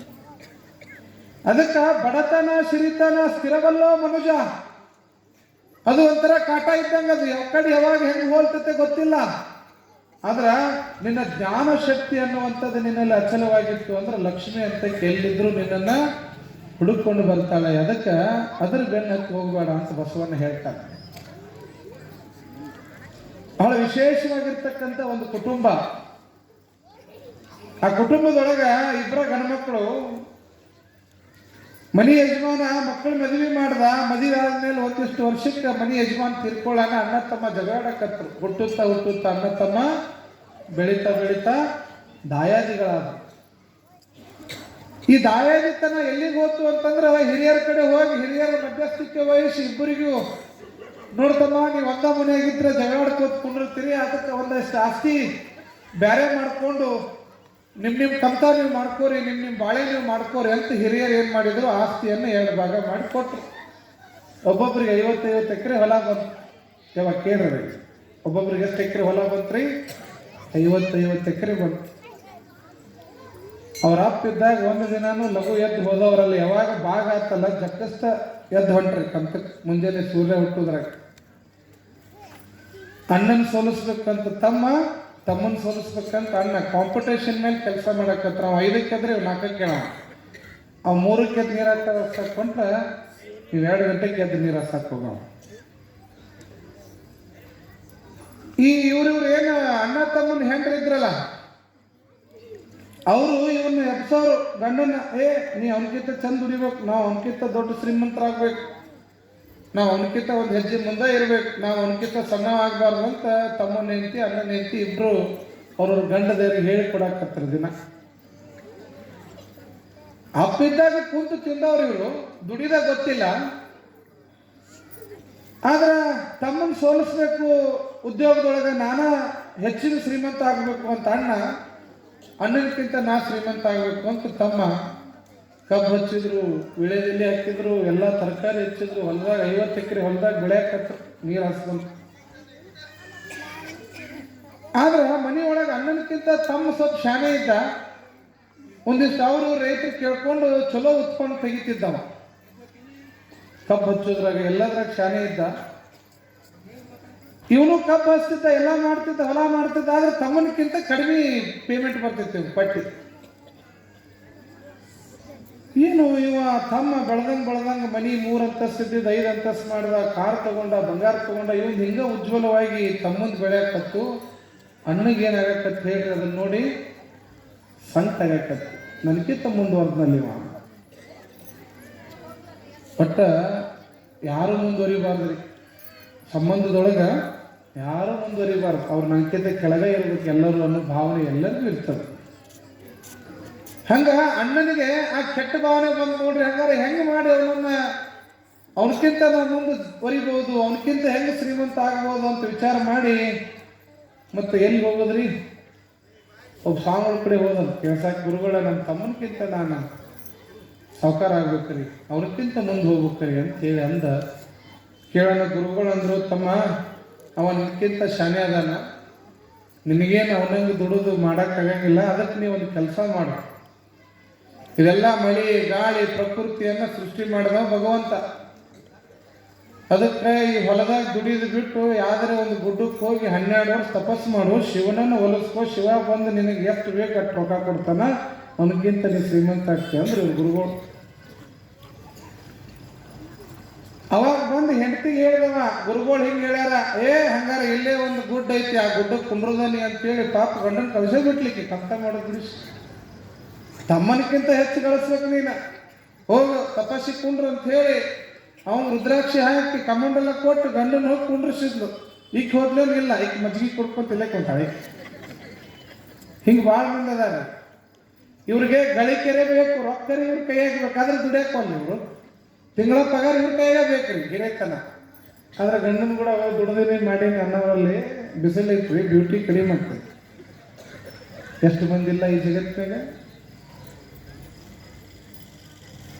ತಮ್ಮನ ಹೆಂಡತಿ ದಿನ ಕಿಡಿಕ್ಯಾಗ ನೋಡಕ್ಕೆ ಏನು ನೋಡ್ತಿದ್ಲಂದ್ರೆ, ಇವ್ ಯಾವಾಗ ಹೇಳ್ತಾನ ಅವನಕ್ಕಿಂತ ಹೇಳೋದ್ರಾಗ ತನ್ನ ಗಂಡನ ಎಲ್ಲಿಸ್ ಕಳ್ಸಕ್ಕೆ, ನಡ್ರಿ ಮಣ್ಣು ಎದ್ದ ಲೈಟ್ ಹತ್ತೈತಿ ಲಗು ಬದುಕಿಗೆ ಹೋಗ್ರಿ ಅಂತ ಈಕಿ ಕಳಿಸ್ತಿದ್ಲಲ್ಲ. ತಮ್ಮನ ಹೆಂಡತಿ ಕಿಡಿಕ್ಯಾಗ ನೋಡಿದ್ಲು ಅವ್ರ ಭಾವ ಅಂದ್ರೆ ಅವ್ರ ಗಂಡನ ಅನ್ನ ಎಲ್ಲಿ ಕಾಣವಲ್ಲ. ಅದಲ್ಲ 1 ದಿನ 2 ದಿನ ಇವು ದಿನ ಎದ್ದು ಹೋಗ್ತಿದ್ದ ಕಮ್ತಕ್ಕೆ ಎಲ್ಲಿ ಕಾಣವಲ್ಲ ಅಂತ ನೋಡಿ ಆಮೇಲೆ ಆಕಿಗೆ ಗೊತ್ತಾತು ಏನು ಮಾಡಕ್ಕೆ ಹೋಗ್ಯಾನ, 12 ವರ್ಷ ತಪಸ್ಸು ಮಾಡಕ್ಕೆ ಹೋಗ್ಯಾನ. ಹಂಗಾರೆ ಇವ ತಪಸ್ಸು ಮಾಡಿದ ಅಂತಂದ್ರೆ ಪರಮಾತ್ಮನ ಒಲಿಸ್ಕೊಳ್ತಾನ. ಪರಮಾತ್ಮ ಬಂದ ಅಂತಂದ್ರೆ ಅವನು 1000 ಕೋಟಿ 10,000 ಕೋಟಿ ಕೇಳಿದ್ರು ಹೊರಗೆ ಕೊಟ್ಟು ಬಿಡ್ತಾನ. ಅವಾಗ ಇವ ನಮಗಿಂತ ದೊಡ್ಡ ಶ್ರೀಮಂತ ಆಗ್ತಾನೆ ತಡಿ ಅಂತೇಳಿ ಈಕೆ ಬಡ ಹೊಲಕ್ಕೆ ತನ್ನ ಗಂಡನ ಮನೆಗೆ ಕರ್ಕೊಂಬಂದು, ಯಾರು ಸಣ್ಣಕ್ಕೆ ನಿಂತು, ನೀವಿನ ಮೇಲೆ ಹೊಲ್ದಾಗ ಕೆಲಸ ಮಾಡಬೇಡ್ರಿ, ನೀವು ರುದ್ರಾಕ್ಷಿ ಹಾಕೋರಿ, ನಡ್ರಿ ನೀವು ತಪಸ್ಸು. ಇವು ದುಡಿದು ಬಿಡಿಸಿ ಮಠ ಇಡ್ಸಕ್ಕೆ ಕಳ್ಸಾಕತ್ತ. ಇವ ಈಕಿ ಕರ್ಕೊಂಡು ಹೋಗಿ ಅವನು ಬಾಜುಕಿನ ಗುಡ್ಡನ ಆಯ್ಕೆ ಮಾಡಿದ. ಅವನು 2 ಗುಡ್ಡ ಇದ್ದು, ಒಂದು ಗುಡ್ಡದ ಈ ಕಡೆ ಯಾವ್ದು ಕುಂತಾನ, ಒಂದು ಗುಡ್ಡದಕ್ಕೆ ಇವು ಎದಕ್ಕೆ ಕೊಟ್ಟಾರ ಇವರು, ಪರಮಾತ್ಮನ ಉಳಿಸ್ಕೊಳಕ್. ನೋಡ್ರಿ ಸಂಕಟ ಅನ್ನೋದು ಎಷ್ಟು ತ್ರಾಸ ಇರ್ತೈತೆ ನೋಡ್ರಿ. ಇವು ಕುಂತಿದ್ದು ಅಣ್ಣಗೆ ಗೊತ್ತಾಗೈತಿ, ಅಣ್ಣಗೆ ಕುಂತಿದ್ದು ತಮಗೆ ಗೊತ್ತಾಗೈತಿ. ಘೋರ ತಪಸ್ಸು ಮಾಡಿದ್ರಿ ಇವರು 12 ವರ್ಷ. ಓಂ ನಮಃ ಶಿವಾಯ ಓಂ ನಮಃ ಶಿವಾಯ ಅನ್ಕೊಂತ ಮತ್ತು ಬಿತ್ತಿದ್ದಕ್ಕೆ ಪ್ರತಿಫಲ ಬರಬೇಕು. ಹಂಗೆ 12 ವರ್ಷ ಕುಂತಿದ್ದಕ್ಕೆ ಪರಮಾತ್ಮ ಏನು ಮಾಡಿಬಿಟ್ಟ, ಅವತ್ತಕ್ಕೆ ಸಾಗೇ ಬಿಟ್ಟ, ಮ್ಯಾಗಿಂದ ಬಂದ ಗುಡ್ಡದ ಮ್ಯಾಗ. ಪರಮಾತ್ಮ ಬಂದವನ ಮೊದಲ ಸಣ್ಣ ಹೆಂಡತಿ, ಸಣ್ಣಗ ಏನು ಅದನಲ್ಲ ತಮ್ಮನ ಹೆಂಡತಿ ಅದಲ್ಲ ಹೇಳಿ ಕಳಿಸಿದ್ರು ಗಂಡಗ, ನೋಡ್ರಿ ಮತ್ತ ನಿಮ್ಮ ಅಣ್ಣರೇ ತಪಸ್ಸಿಗೆ ಕುಂತಾನ, ಅವ ತಪಸ್ಸಿಗೆ ಕುಂತಾಗ ಪರಮಾತ್ಮ ಅವ್ಗೆ ಏನು ಹೊರ ಕೊಡ್ತಾನ ಅದ್ರ 2 ಪಟ್ಟು ನೀವು ಕೇಳ್ಬೇಕು ಅಂದಿದ್ಲಿ. ತಾಕೀತ್ ಮಾಡೇ ಕಳಿಸಿದ್ಲಿ. ಮತ್ತು ಹೆಂಡತಿ ಮತ್ತೆ ಕೇಳಬೇಕಲ್ರಿ, ಹೋಮ್ ಮಿನಿಸ್ಟರ್ ಆರ್ಡ್ರು ಕೇಳಿಲ್ಲ ಅಂದ್ರೆ ನಡೆಯಂಗಿಲ್ಲ. ನೀವು ಅಂದ ಬಂದಿತ್ತು, ಇದು ಬದಕ್ ಮಾಡೋದು ಬಿಟ್ಟಿತ್ತು, ಇದು ಚಲೋ ದುಡಿಯಾಕತ್ತಿದ್ದ, ಅದನ್ನು ಬಿಡಿಸ್ಕಳಿಸಿ ತಪಸ್ಕೊಂಡ್ರೋಗ್ಬೇಕು. ಯಾಕೆ ಅವ 12 ವರ್ಷ ತಪಸ್ಸು ಮಾಡಿದಂದ್ರೆ ನಮ್ಗಿಂತ ದೊಡ್ಡ ಶ್ರೀಮಂತ ಆಗ್ತಾನೆ, ಅದಕ್ಕೆ ನೀವು ಕುಂತು ಬಿಡ್ರಿ, ಅವ ಏನು ಕೇಳ್ತಾನೆ ಅದ್ರ 2 ಪಟ್ಟು ನೀವು ಕೇಳ್ರಿ ಅಂತ ಹೇಳಿ ಕಳಿಸಿ ಆತು. ಪರಮಾತ್ಮ ಇವರ ಅನುಷ್ಠಾನಕ್ಕೆ ಒಲದು ಏನು ಮಾಡಿದ, ಕೆಳಗಿಳಿದು ಬಂದ ಮೊದಲು ಯಾರ ಕಡೆ ಹೋದವ, ದೊಡ್ಡವನ ಕಡೆ ಹೋದ ಪರಮಾತ್ಮ. ಯಾಕೆ ಮೊದಲು ಅವು ಕುಂತಿದ್ನಲ್ಲ. ಪರಮಾತ್ಮನು ಮೊದಲ ದೊಡ್ಡವನ ಕಡೆ ಹೋಗೋಣಂತ ಹೋದ ತಕ್ಷಣ ಶಿಷ್ಯ ತಪಸ್ಸಿನಿಂದ ಹೇಳು, ನಾನು ನಿನ್ನ ಪ್ರತ್ಯಕ್ಷ ಆಗೇನೆ ಅಂತ ಪರಮಾತ್ಮ ದರ್ಶನ ಕೊಟ್ಟ. ಇವು 12 ವರ್ಷ ತಪಸ್ಸು ಮಾಡಿದ ಪ್ರತಿಫಲವಾಗಿ ಪರಮಾತ್ಮ ಎದುರಿಗೆ ಬಂದು, ನಿನ್ನ ತಪಸ್ಸಿಗೆ ನಾನು ಮೆಚ್ಚಿದ್ದೇನೆ, ನಿನಗೇನು ವರ ಬೇಕು ಕೇಳು ಅಂದ. ಅವಾಗ ಅವ್ರ ಅಣ್ಣ ಏನು ಅನ್ಬೇಕು, ನಾವೇನು ಒಂದೇದಾಗ ಕುಂತಿದ್ನಲ್ಲ ಅಣ್ಣ, ಅಲ್ಲ ಪರಮಾತ್ಮ ನೀವು ಬಂದಿದ್ದರೆ ಕರೆ, ಆದ್ರೆ ಮೊದಲು ಇಲ್ಲೇ ಬಂದ್ವಿ, ಅಲ್ಲಿ ಹೋಗಿ ಬಂದ್ವಿ ಅಂತ ಕೇಳಿದ. ಎಲ್ಲಿ, ತಮ್ಮನ ಕಡೆ. ಅವಾಗ ಪರಮಾತ್ಮ ಅಂದ, ಇಲ್ಪ ಅವನಕ್ಕಿಂತ ದೊಡ್ಡವನೇ ಅದೀವಿ, ಮತ್ತು ಮೊದಲು ನಿನ್ನ ಕಡೆನೇ ಹೋಗೋಣ ಅಂತ ನಿನ್ನ ಕಡೆನೇ ಬಂದೀನಿ, ನಾ ಅವನ ಕಡೆ ಹೋಗಿಲ್ಲ. ಹಂಗಾರೆ ಒಂದು ಕೆಲಸ ಮಾಡು, ನೀ ಏನ್ರಿ ಕೊಡೋದಾದ್ರೆ ನಮ್ಮ ತಮ್ಮ ಏನು ಕೇಳ್ತಾನಲ್ಲ ಅದು ಕೇಳಿದ್ದು 2 ಪಟ್ಟು ನನಗೆ ಕೊಡು ಅಂತ ಹೇಳಿಬಿಟ್ಟ. ಯಾರಿಗೆ, ಪರಮಾತ್ಮ. ಹಂಗಾರ ಅವ 2 ಪಟ್ಟು ಕೇಳಿದ ಮೇಲೆ ನೀನು ಅವ ಏನು ಕೇಳ್ತಾನೆ ಅದ್ರ 2 ಪಟ್ಟು ಕೊಡು ಅನ್ನಲ್ಲ. ಅವಾಗ ಪರಮಾತ್ಮ ಏನು ಮಾಡೋದು, ಆಯ್ತು ತಗೋಪ್ಪ ಅಂದ ಮತ್ತೆ ಕೇಳಬೇಕಲ್ಲ. ಯಾಕೆ ತಪಸ್ಸಿಗೆ ಒಲದು ಬಿಟ್ಟಾನವ. ಪರಮಾತ್ಮ ಒಲಿಯೋದು ಭಕ್ತಿಗೆ. ಅದಕ್ಕೆ ಬಸವಣ್ಣ ಹೇಳ್ತಾನೆ, ನಾದಪ್ರಿಯ ಶಿವನೆಂಬರು ನಾದಪ್ರಿಯ ಶಿವನಲ್ಲವಯ್ಯ, ವೇದಪ್ರಿಯ ಶಿವನೆಂಬರು ವೇದಪ್ರಿಯ ಶಿವನಲ್ಲವಯ್ಯ. ನಾದವ ನುಡಿಸಿದ ರಾವಣನಿಗೆ ರಯಾಯುಷ್ಯವಾಯಿತು, ವೇದವ ನೋದಿದ ಬ್ರಹ್ಮನ ಶಿರ ಹೋಯಿತು. ನಾದಪ್ರಿಯನೂ ಅಲ್ಲ ವೇದಪ್ರಿಯನೂ ಅಲ್ಲ, ಭಕ್ತಿಪ್ರಿಯ ನಮ್ಮ ಕೂಡಲ ಸಂಗಮ ದೇವ. ಭಕ್ತಿಗೆ ಒಲದು ಬಿಟ್ಟಿದ್ದವ ಪರಮಾತ್ಮ. ಅವಾಗ ಪರಮಾತ್ಮ ತಮ್ಮನ ಕಡೆ ಹೋದ, ಶಿಷ್ಯ ನಿನ್ನ ತಪಸ್ಸಿಗೆ ನಾನು ಒಲ್ದಿದ್ದೇನೆ, ನಿನಗೇನು ಬೇಕು ಕೇಳು ಅಂದ. ಅವ್ರ ತಮ್ಮ ನೀವ ಅವನು ಅದನ್ನೇ ಕೇಳಿದ, ಏನಂತ, ಪರಮಾತ್ಮ ನೀ ಮೊದಲು ನನ್ನ ಕಡೆ ಬಂದೆ, ನಾನು ಅಲ್ಲಿ ಹೋಗಿ ಬಂದೆ ಅಂತ ಕೇಳ್ದ. ಪರಮಾತ್ಮ ಸುಳ್ಳು ಹೇಳಂಗಿಲ್ಲಲ್ಲ, ಇಲ್ಲಪ್ಪ ಅಲ್ಲಿ ಹೋಗೇ ಬಂದೇನೆ. ಹಂಗಾರೆ ಅಲ್ಲಿ ಹೋಗಿ ಬಂದ್ರೆ ನಾವೇನು ಕೇಳಂಗೆ ಹೇಳು ಅಂದ. ಯಾಕೆ ಹೇಳ್ತಿ ಮೊದಲ ಹೇಗೆ ಕಳಿಸಲ್ಲ, ನಾವು ಕೇಳಿದ್ದು 2 ಪಟ್ಟು ಕೇಳ್ಬೇಕು, ಇಲ್ಲಾಂದ್ರೆ ನಿಮ್ಮ ಮನೆಗೆ ಬರಕ್ಕೆ ಹೋಗ್ಬೇಡ ನಾವು. ಯಾಕೆ ಅವಾಗ ಪರಮಾತ್ಮ ಹೇಳ್ದ, ಇಲ್ಲಪ್ಪ ನಿಮ್ಮ ಅಣ್ಣ ಏನು ಕೇಳ್ಯಾನಂದ್ರೆ ನಮ್ಮ ತಮ್ಮ ಏನು ಕೇಳ್ತಾನೋ ಅದ್ರ 2 ಪಟ್ಟು ನನಗೆ ಕೊಡು ಅಂದನಪ್ಪ. ಅದಕ್ಕೆ ನೀ ಏನು ಕೇಳ್ತೋ ಅದ್ರ 2 ಪಟ್ಟು ಅವ್ನು ಕೊಡ್ತೀನಿ. ಅವಾಗ ತಮ್ಮ ವಿಚಾರ ಮಾಡ್ದ, ನಾವು 1,000 ಕೋಟಿ ಕೇಳಿದ್ರೆ ಅವ್ನಿಗೆ 2,000 ಕೋಟಿ ಹೋಗ್ತೈತಿ. ನಾನು 100 ಎಕರೆ ಹೊಲ ಕೇಳಿದ್ರೆ ಅವ್ನಿಗೆ 200 ಎಕರೆ ಹೊಲ ಹೋಗ್ತೈತಿ. ನನ್ನ ಹೆಂಡತಿರ ಹೇಳಾಳ ಅವನಕ್ಕಿಂತ 2 ಪಟ್ಟು ಜಾಸ್ತಿನ ತೊಗೊಂಬಂದ. ನಾ ಏನು ಕೇಳಿದ್ರು 2 ಪಟ್ಟು ಹೋಗ್ತೈತಲ್ಲ ಅಂತ ತಮ್ಮ ಚಿಂತೆ ಚಾಲು ಆಯ್ತು. ನೋಡ್ರಿ 12 ವರ್ಷ ತಪಸ್ಸು ಮಾಡ್ಯಾರ ಇವರು. ಎಷ್ಟು ವರ್ಷ ಮಾಡ್ಯಾರ? 12 ವರ್ಷ ಪರಮಾತ್ಮನನ್ನು ಒಲಿಸ್ಕೊಂಡಾರ. ಆದ್ರೆ ಒಳಗಿನ ಏನು ಕಳ್ಕೊಂಡಿಲ್ಲ ಅವರು? ತಾಮಸವನ್ನು ಕಳ್ಕೊಂಡಿಲ್ಲ, ಒಳಗಿನ ಕೆಟ್ಟ ಮನಸ್ಸನ್ನು ಕಳ್ಕೊಂಡಿಲ್ಲ. ಗಲೀಜ್ ಏನು ತಿಳ್ಕೊಂಡ್ರಲ್ಲ, ತಮ್ಮನಕ್ಕಿಂತ ಅಣ್ಣ ದೊಡ್ಡವಾಗಬೇಕು, ಅಣ್ಣನಕ್ಕಿಂತ ಆ ಅಹಂಕಾರ, ಆ ಕೆಟ್ಟ ಅವಗುಣಗಳು ಒಳಗಾದವು. ಆದ್ರೂ ತಪಸ್ಸು ಮಾಡ್ಯಾರ, ಪರಮಾತ್ಮಂದು ಕೇಳಕತ್ತಾನ. ತಮ್ಮ ಅಂದ, ಹಂಗಾರೆ ನಮ್ಮ ಅಣ್ಣ ನನಕ್ಕಿಂತ 2 ಪಟ್ಟು ಕೊಡೋಣ ನನ್ನ ಮ್ಯಾಗ. ಪರಮಾತ್ಮ ಹಂಗಾರೆ ಒಂದು ಕೆಲಸ ಮಾಡು, ನೀ ಏನೋ ಕೊಟ್ಟರು ಅವ್ನಿಗೆ 2 ಪಟ್ಟು ಹೋಗ್ತೈತಿ. ನಾನು ಹೇಳ್ತಂತ ನನ್ನೇನು ಒಳಗೆ ಸೇರಿಸ್ಕೊಳಂಗಿಲ್ಲ. ಅದಕ್ಕೆ ನನಗೇನು ಕೊಡ್ಬೇಕಾಗ್ತಾರೆ ಅಂದ್ರೆ, ನೀ ಏನು ಹೊರ ಕೊಡು ಅಂತಂದ್ರೆ, ನನಗೆ ನೀ ಪ್ರತ್ಯಕ್ಷ ಆಗಿ ನನ್ನ ತಪಸ್ಸಿಗೆ ಒಲದು ಏನು ನನಗೆ ಆಶೀರ್ವಾದ ಮಾಡಬೇಕು ಅಂದ್ರೆ, ನನಗೊಂದು ಕಣ್ಣ, ಒಂದು ಕೈಯ, ಒಂದು ಕಾಲ ಹೋಗಂಗೆ ಮಾಡಪ್ಪ, ಇದ ನನಗೆ ಆಶೀರ್ವಾದ ಮಾಡು ಅಂದಿವ. ಯಾರು? ತಮ್ಮ. ಯಾಕೆ ಇವನು 1 ಕಣ್ಣ, 1 ಕಾಲ, 1 ಕೈ ಹೋದ್ರೆ ಅಣ್ಣಂದು ಎಷ್ಟು ಹೋಗ್ತಾವಲ್ಲಿ? 2 ಕಾಲ, 2 ಕೈಯ, 2 ಕಣ್ಣು. ಅವ ಮೂಲಿ ಕುಂತ್ರು ಚಿಂತಿಲ್ಲ, ನಾ 1 ಕಣ್ಣಿಗೆ 1 ಕಾಲಿನಾಗ ದುಡಿತೀನಿ, ಅವ ಮೂಲಿ ಸೇರಿಲ್ಲ ನಮ್ಮ ಅಣ್ಣ, ಅವಂಗೇನೂ ಸಿಗಬಾರ್ದು ಅಂತೇಳಿ ಪರಮಾತ್ಮನ ಕಡೆಗೆ ಏನು ಮಾಡಿರ್ತೀವ, ನಂದು 1 ಕಣ್ಣ, 1 ಕೈ, 1 ಕಾಲು ಹೋಗಂಗೆ ಆಶೀರ್ವಾದ ಮಾಡೋಣ. ಅದಕ್ಕೆ ಪರಮಾತ್ಮ ಎಂಥ ಮೂಢರದಾರ ಇವರು ಅಂತೇಳಿ ಪರಮಾತ್ಮನಿಗೂ ಕೂಡ ಏನಾಗ್ತಂತ ಇವ್ರ ಬಗ್ಗೆ ಜಿಗುಪ್ಸೆ ಬರ್ತಂತೆ. ನಾನು ಯಾಕೆ ಮಾತನ್ನ ಹೇಳ್ತಾ ಇದ್ದೀನಿ ಅಂತಂತಂದ್ರೆ, ಈ ಜಗತ್ತಿನಲ್ಲಿ ಬದುಕ್ತಕ್ಕಂಥ ಪ್ರತಿಯೊಬ್ಬ ವ್ಯಕ್ತಿಯು ತನಗಿದ್ದಂತಹ ಜೀವನದೊಳಗೆ ಸುಖ ಪಡ್ಲಿಕ್ಕೆ ಇಷ್ಟಪಡೋದಿಲ್ಲ. ಹಾಸಿಗೆ ಇದ್ದಷ್ಟು ಕಾಲು ಚಾಚು ಅಂತಕ್ಕಂಥ ಗಾದೆ ಮಾತು ಹೇಳ್ತದ. ಆದ್ರೆ ಅದಕ್ಕಿಂತ 2 ಫೂಟ್ ಜಾಸ್ತಿನ ಚಾಸ್ತೀನಿ ಅಂತೇಳಿ ಹೋಗಿ ಇರುವ ನೆಮ್ಮದಿಯ ಜೀವನವನ್ನು ಹಾಳು ಮಾಡ್ಕೊಳ್ತಕ್ಕಂಥ ಎಷ್ಟೋ ಮನೆತನಗಳಿವೆ. ಅವ್ನು ಕಾರ್ ತನಂದ್ರೆ ನಾನು ತರಬೇಕು, ಅವ್ನು ಬೈಕ್ ತನಂದ್ರೆ ತರಬೇಕು. ಈ ಮನಸ್ಥಿತಿಯ ವ್ಯವಸ್ಥೆಗಳು ಈ ಸಮಾಜದೊಳಗೆ ಏನಾಗ್ಯಾವ್ರಿ? ಭಾಳ ಆಗ್ಯಾವ. ಆದರೆ ಬಹುಶಃ ನೇರ್ಲಿಗಿ ಭಾಗದ ಈ ಸುತ್ತಲೂ ವಾತಾವರಣ ಯಾವ ರೀತಿ ತಯಾರಾಗೈತಿ ಅಂತಂತಂದ್ರೆ, ಒಬ್ಬರು 1 ರೊಟ್ಟಿ ಕೊಟ್ಟಾರ ದಾಸೋಹಕ್ಕಂತಂದ್ರೆ ನಾನು 100 ರೊಟ್ಟಿ ಕೊಡ್ತೀನಿ ಅನ್ನುವಂಥ ತಾಯಂದ್ರೆ ಇವತ್ತು ಈ ಮನಸ್ಥಿತಿ ಊರಾಗ ನೋಡ್ರಿ. ಹಂಗ ಬುಟ್ಟ್ಯಾಗ ರೊಟ್ಟಿ ಬಂದಾಗ ಬರ್ತಾವು. ಬೆಳ್ಳಟ್ಟಿಯ ಅಪ್ಪೋರು ಎಷ್ಟು ಭಕ್ತರನ್ನು ಕರ್ಕೊಂಬಂದಾರಪ್ಪ ಅಂದ್ರೆ, ಅರ್ಧ ಬೆಳ್ಳಟ್ಟಿನ ಇವತ್ತು ನೀರ್ಲಿಗಿ ಕಡೆಗೆ ಮುಖ ಮಾಡೈತಿ. ಇಡೀ ತಾಯಂದ್ರನ್ನ ಶರಣರನ್ನು ಕರ್ಕೊಂಬಂದಾರ. ಜೋರಾದ ಚಪ್ಪಾಳೆ.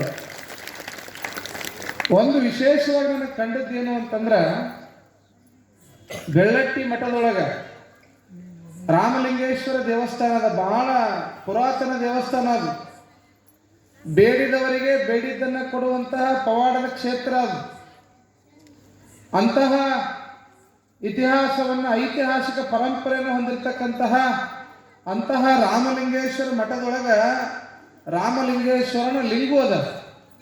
ಬೇಕಾದ್ರೆ ಹೋಗಿ ನೋಡಿ ಬರ್ರಿ. ನೋಡಿ ಬಂದವ್ರು ಅದೇ ನೀವೆಲ್ಲ ನೇರ್ಲಿಗೆ ಅವರು.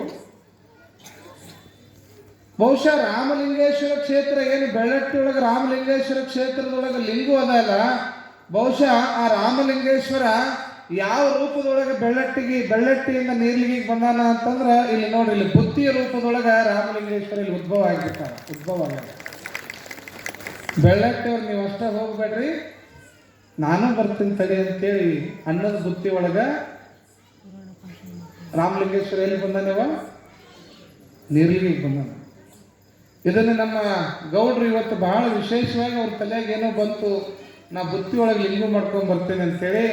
ಬಹುಶಃ ನಾನು ಅನ್ಕೊಂಡೆ ನಿಜಲಿಂಗ ಮಹಾಸ್ವಾಮಿಗಳು ಅವನ ಮನಸ್ಸಿನಾಗ ಹೋಗಿ ಬೆಳ್ಳಟ್ಟಿಂದ ಅಪ್ಪವ್ರು ಬರಾಕತ್ತಾರಪ್ಪ, ಅದಕ್ಕೆ ಲಿಂಗು ರೂಪವಾಗಿ ರಾಮಲಿಂಗೇಶ್ವರನನ್ನು ತಂದು ಇಲ್ಲಿ ನಿಲ್ಲಿಸ್ಬಿಡು ಅಂತೇಳಿ ಇವತ್ತು ಬುತ್ತಿಯ ರೂಪದಲ್ಲಿ ಲಿಂಗು ಇಲ್ಲಿ ಸ್ಥಾಪನೆ ಆಗಿದೆ ಅಂತಕ್ಕಂಥದ್ದು.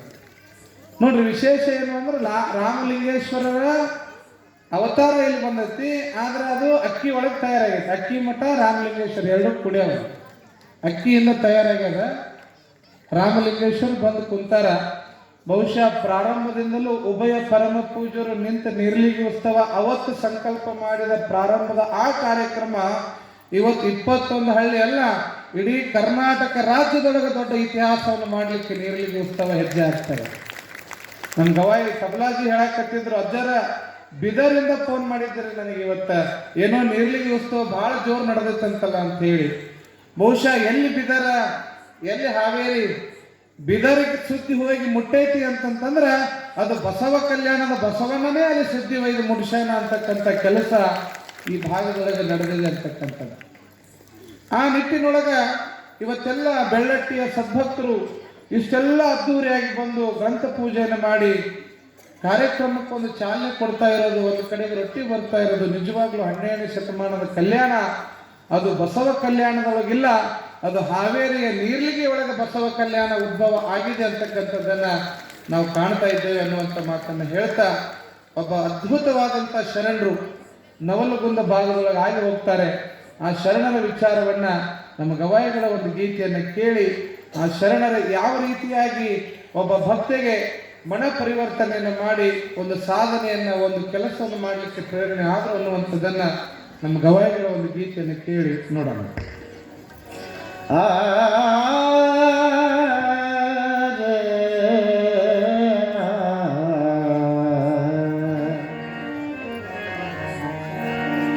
ಎಷ್ಟಂತ ಗಳಿಸಿಡುತ್ತಿ ನೀ ಹೋಗುವಾಗ ಏನೇನ ಒಯ್ತೆ, ಸುಮ್ಮನೆ ನಂದು ಎನತೆ, ಬಾಯ್ ಬಾಯ್ ಬಡ್ಕೋತಿ, ಬಾಯ್ ಬಾಯ್ ಬಡ್ಕೋತಿ. ಎಷ್ಟಂತ ಗಳಿಸಿಡುತ್ತಿ, ಎಷ್ಟಂತ ಗಳಿಸಿಡುತ್ತಿ ನೀ ಹೋಗುವಾಗ ನೀನು ಒಯ್ತಿ, ಸುಮ್ಮನೆ ನಂದು ಎನತೆ, ಬಾಯ್ ಬಾಯ್ ಬಡ್ಕೋತಿ, ಬಾಯ್ ಬಾಯ್ ಬಡ್ಕೋತಿ. ಎಷ್ಟಂತ ಗಳಿಸಿಡುತ್ತಿ.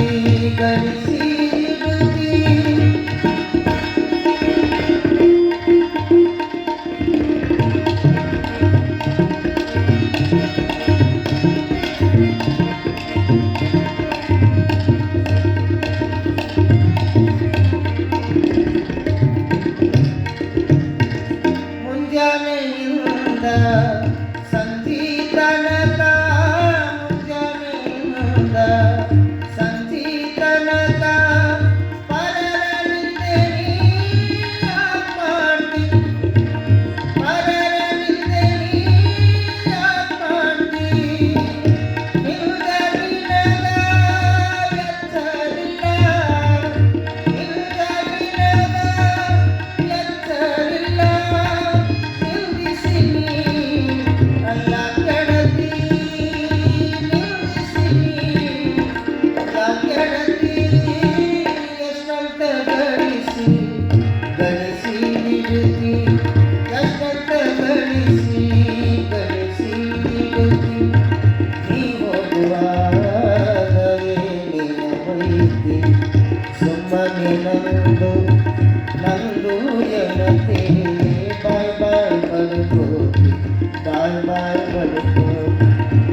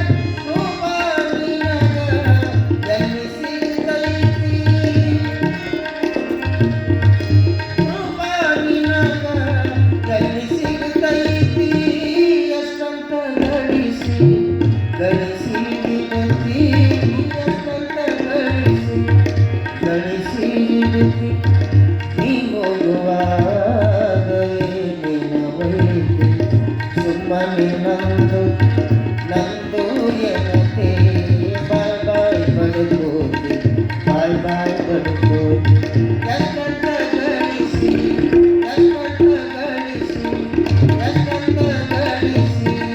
ಗಳಿಸಿ ಇಡುತ್ತಿ. ಜೋರಾದ ಚಪ್ಪಾಳೆ ಕಲಾವಿದರಿಗೆ. ಎಷ್ಟಂತ ಗಳಿಸಿ ಇಡುತ್ತಿ ಇಡುತ್ತಿ ಇಡುತ್ತಿ ಇಡುವುದು ಇಡುತ್ತಿ ನಮ್ಮ ಮನೆ ಬಾಗಲ್ದಾಗರ ಇಟ್ಟು ಹೋಗು ಅಂತಂತಿ. ಇಡೋರು ಎಲ್ಲೆಲ್ಲಿ ಇಡ್ತಾರೆ ಹೇಳ್ರಿ? ಯಾರಿಗೆ ಗೊತ್ತಿಲ್ಲದಂಗೆ ಇಡ್ತಾರೆ. ಈ ನೋಟ್ ಬ್ಯಾನ್ ಆಗ್ತಲ್ರಿ ಅವಾಗ ಹೊರಗೆ ಬಂದು ನೋಡ್ರಿ ನೋಟ್ ಎಲ್ಲ.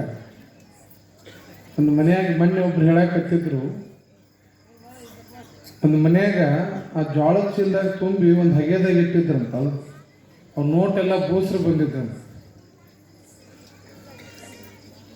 ಎಷ್ಟೋ ಜನ ನೋಟ್ ನಡೆಯಂಗಿಲ್ಲ ಅಂತ ಹೇಳಿ ತೆಗೆದು ಕೊಡಕ್ಕೆ ಹೋದ್ರ ರಾಶಿ ರಾಶಿ ರೊಕ್ಕ ನಡಿಲಾರ್ದಂಗ ಸುಟ್ಟವ್ರು ಅದಾರ, ನೀರ್ನ್ಯಾಗ ಒಗದವ್ರು ಅದಾರ. ಯಾವ ದುಡ್ಡು ಉಪಯೋಗಕ್ಕೆ ಬರೋದಿಲ್ಲ.